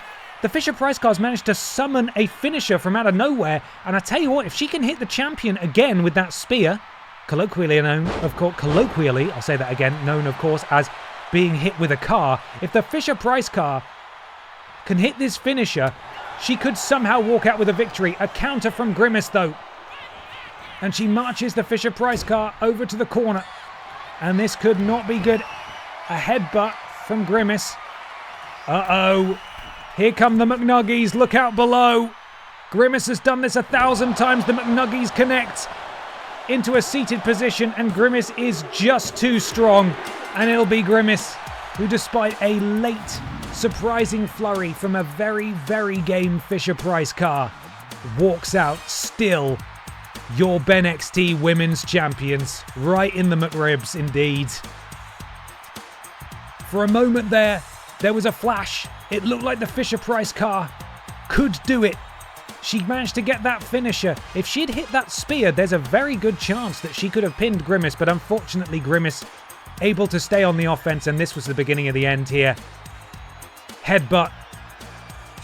Drags her out and sets her up for the McNuggies, up to that middle rope, and all 3,500 metric tons of Grimace crashing down onto the chest of the Fisher-Price car.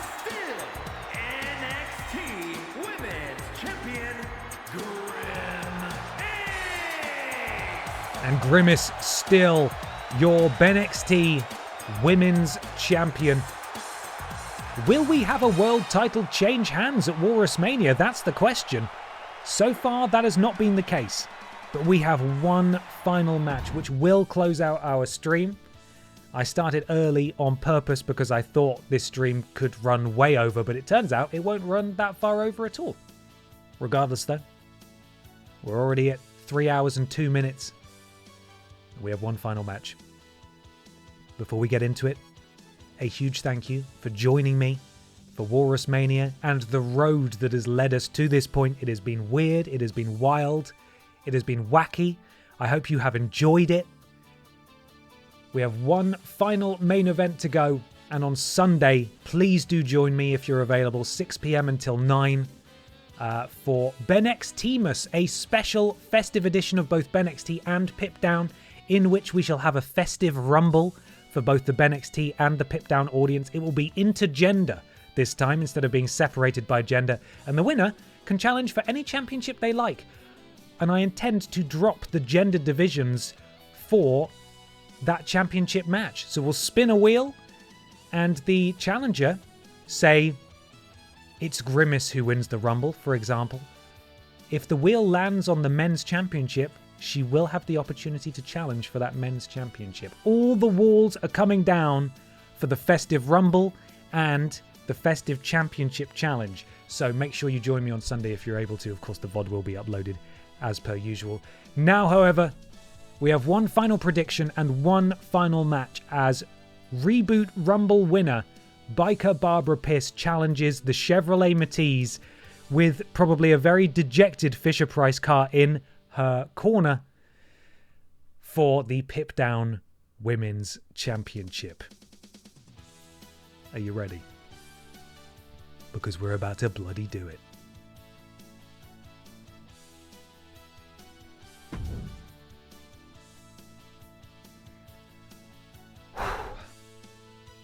All roads lead to this, the final match of WalrusMania.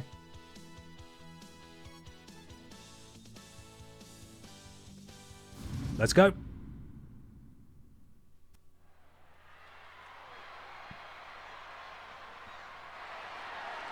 The following is scheduled for one fall and is for the SmackDown Women's Championship.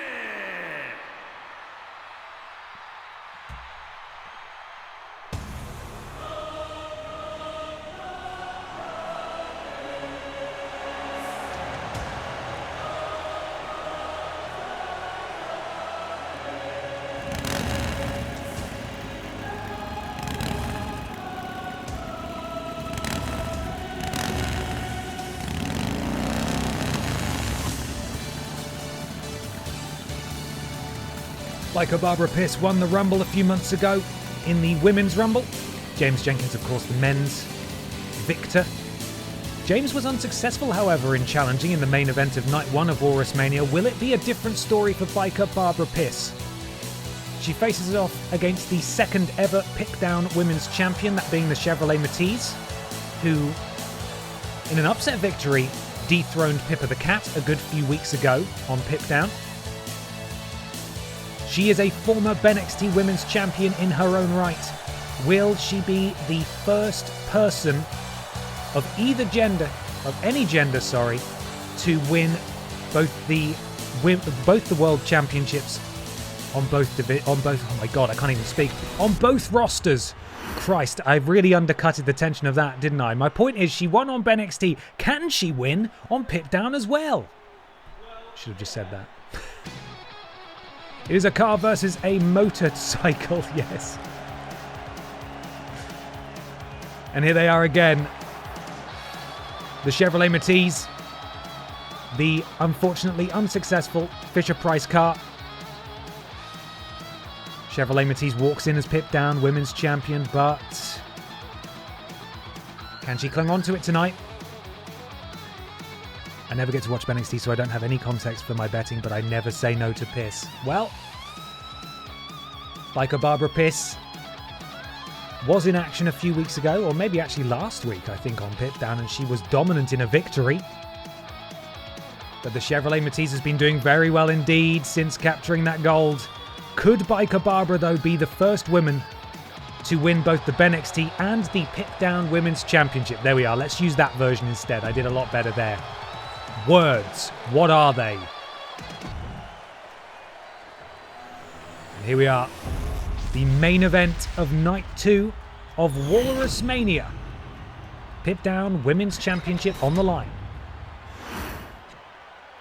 Introducing the challenger from the other side of darkness. On the other side of darkness. Evil Barbara Pierce. Isn't Pippa the first to do that? That's an excellent point. I forgot about Pippa. Could Biker Barbara Pierce be the second woman to win both the BENXT Women's and Pip Down Women's Championship? Still, it's a pretty big claim to fame, you know? Second ever? Pretty good. She's got to get through the Chevrolet Matisse, though. As several people have pointed out, it is motorcycle versus car. Who walks out as champ? Deadeye Minis. 5-stream streak. Thank you so much. Thanks, Ben, for a fantastic first BENXT show of shows. I'm glad you've enjoyed it. WalrusMania. We may not get round to another one before WWE 2K26 releases, at which point we start all over again. And here we go. Biker Barbara grabs a hold first. Counter from the champion, though. Oh my goodness me. Huge Uranagi from the champion to start things off. Counter from Biker Barbara. Biker Barbara, no slouch, of course. No slouch at all. And has Biker Barbara won anything else? Let me just double check my stats here. I'm going to the spreadsheet. Biker Barbara is not actually up for any slammies at all, and neither is the Chevrolet Matisse. Both of them got to be pretty upset about that, quite frankly. A reminder that you can vote in the first Slammy category that is now live. Female Superstar of the Year, Pippa the Cat, Grimace, Funky Barbara Piss and Pamela Anderson all vying for that particular trophy. So Biker Barbara Piss has won the Women's Championship. And that's all. That's all. And the Chevrolet Matiz, obviously, is the current Pip Down Women's Champion.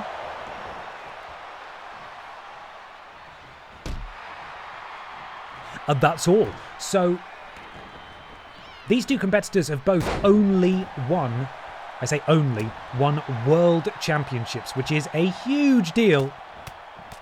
So this is a real main event battle between these two. Both have World Championship experience. But who's the one that's going to win in the main event of WalrusMania? Kick to the bottom from Biker Barbara Piss. And the Chevrolet Matiz, I tell you what, is putting on a really, really strong showing against the challenger so far. Roll up from the champion. How that's not a rope break, I have no idea. Hello, Chilluminati, how you doing? Nowadays, everybody want to talk like they got something to say, but nothing comes out when they move their lips, just a bunch of gibberish, and mother flippers act like they forgot about Pips. Chevrolet Matiz, the champion, continuing to take it to Biker Barbara Piss. Elbow drop. Oh, wait a second. Who could it be that's coming out to help? Oh, Barbara. Biker Barbara Piss potentially with some backup here, but there's no one there. That was just a distraction from Biker Barbara Piss. Clearly she's got friends in the truck. She goes into the cover.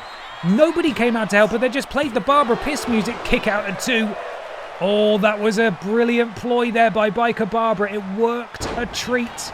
Completely distracted the champion. But the Chevrolet Matiz has her signature. Let's see if she can crack the challenger with it. Counter from Biker Barbara. And a counter again. Oh no, and a counter back. We haven't seen them do that before. Biker Barbara Piss clearly slipping the production truck a $5 to get them to play the Barbara Piss music there, but nobody coming to Biker Barbara's aid. Chevrolet Matiz fell for it. Hook, line, and sinker.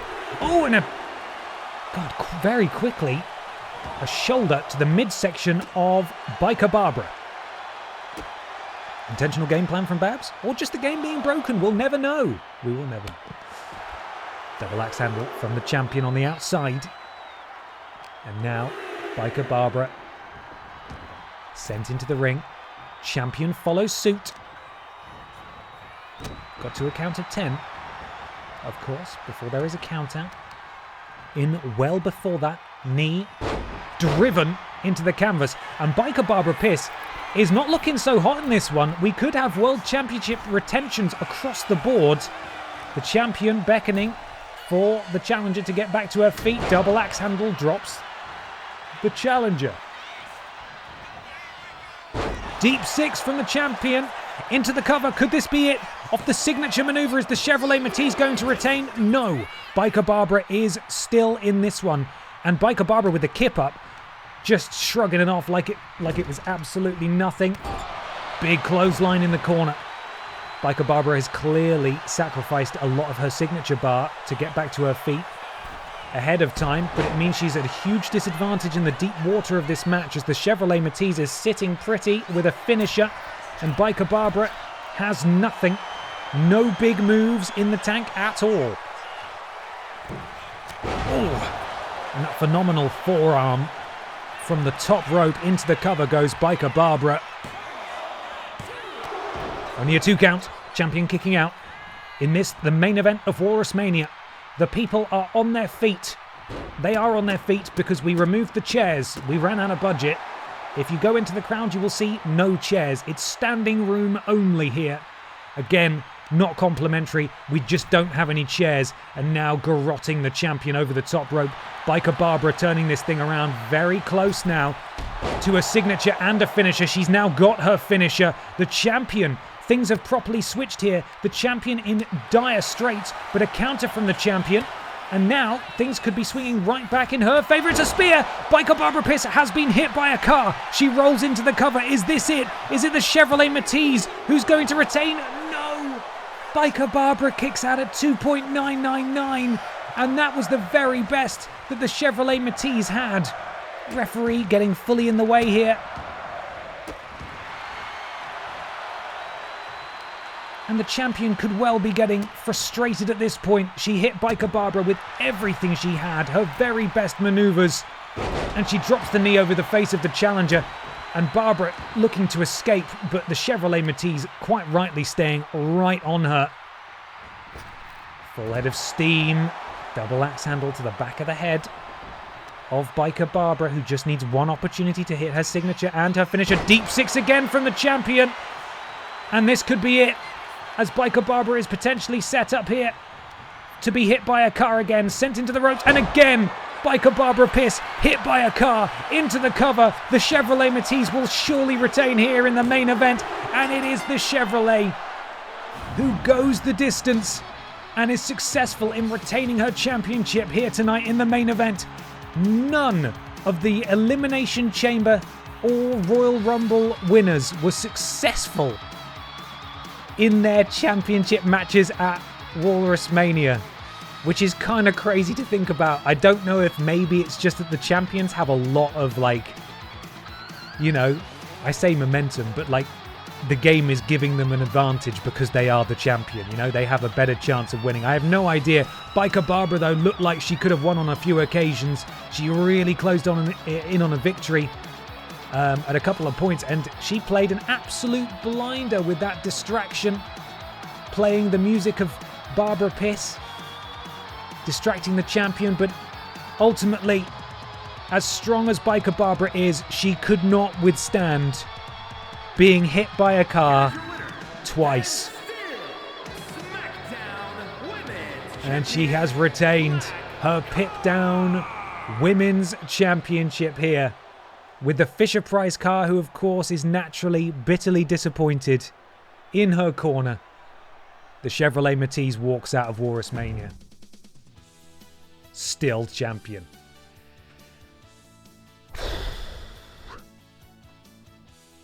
And there we are, everybody. That was WalrusMania. The T-Virus, your new little Kong Strong champion. Rim Flare and Triple Flush retained the BENXT Tag Team Championships after some bizarre behaviour from Silas the Dog Boy. Seth Pissin Rollins dethroned Michael Johnson to become the new Wide Champion. Peter Austin captured the Vidiots Championship over Michael Johnson and Ben Potter. Terrible night for Mikey, bless him. Grimace retained her championship against the Elimination Chamber winner, Fisher-Price car, and in the main event, of course, the Chevrolet Matiz managed to overcome the onslaught of Biker Barbara Piss. And guys, I'm sorry to say, but that's it. That's WalrusMania. That's WalrusMania 1 in the books. Here's hoping there will be many, many, many more WalrusManias to come in future years. I personally would love for that to be the case. It's only possible with your guys' support. So the fact we've reached this point is incredible. And this is a collaborative effort. The mods keeping chat in line. Trowling Badger mainly, but I know that both Mr. Black and Lord Brotovich have stepped in on occasion as well, helping with the predictions. Ben Cooper with the music. Danji's designs with the artwork for the championships. We've got, of course, a huge roster of wrestlers who have been put together by loads of members of the community. It's been incredible. I love these streams. The fact that you guys enjoy them too means so much to me, because this is the highlight of my streaming week. This is the thing I enjoy streaming the most. That honestly I get the most creative enjoyment out of. All the stupid little things we can put together. The people who've helped out. Simon Miller making a video talking about the Aldi Red Thunder Championship. We have, of course, tonight we had Tom Campbell contributing too. Announcing, unfortunately, it was the Mod Squad, but announcing the Mod Squad to the ring. It's been amazing. BENXT has one more outing in 2025, and that is this Sunday at 6 p.m. Thank you, Ben. And Merry Christmas, Ben. And a Merry Christmas to you too, Donak. Thank you very much for your generous bits there. I appreciate it. We've got BENXT on Sunday. Festive Rumbles, Intergender Championship matches on the line as well. It should be really good fun, so please come along. I am live one last time this week before then, which is tomorrow morning at 11 a.m, for a festive stream where I'm playing Batman Arkham Oranges, which is of course set at Christmas time. So do come along. 2 more streams await you next week on the lead up to Christmas. That is another Batman Arkham Oranges stream at 4 p.m. on Monday. There will be a schedule going out, don't worry. And one last Pokemon stream at 11 a.m. on Tuesday. And then the final stream of the year will be on the 29th of December, and that is my great big long charity stream, which, as voted by all of you, I will be subjecting myself to a full playthrough of both Hannah Montana the movie, the game on the Wii, and then Shrek the Third. So cheers for that. But it'll be for Cancer Research UK, so it'll be for a very good cause. Thank you so much for joining me this evening, everybody. We're going to raid Buddy Games now. Send them your love. I think it was one of Rosie's, if not, it was Rosie's final day for PlayStation Access as a full-time member. So go send her some love if she's part of the Buddy Games team tonight. Thank you, everyone. I'll see you tomorrow morning, and if not, BENXT-wise, I'll see you on Sunday. From BENXT, Pip Down, and WalrusMania, thank you for watching. Goodbye. Goodbye.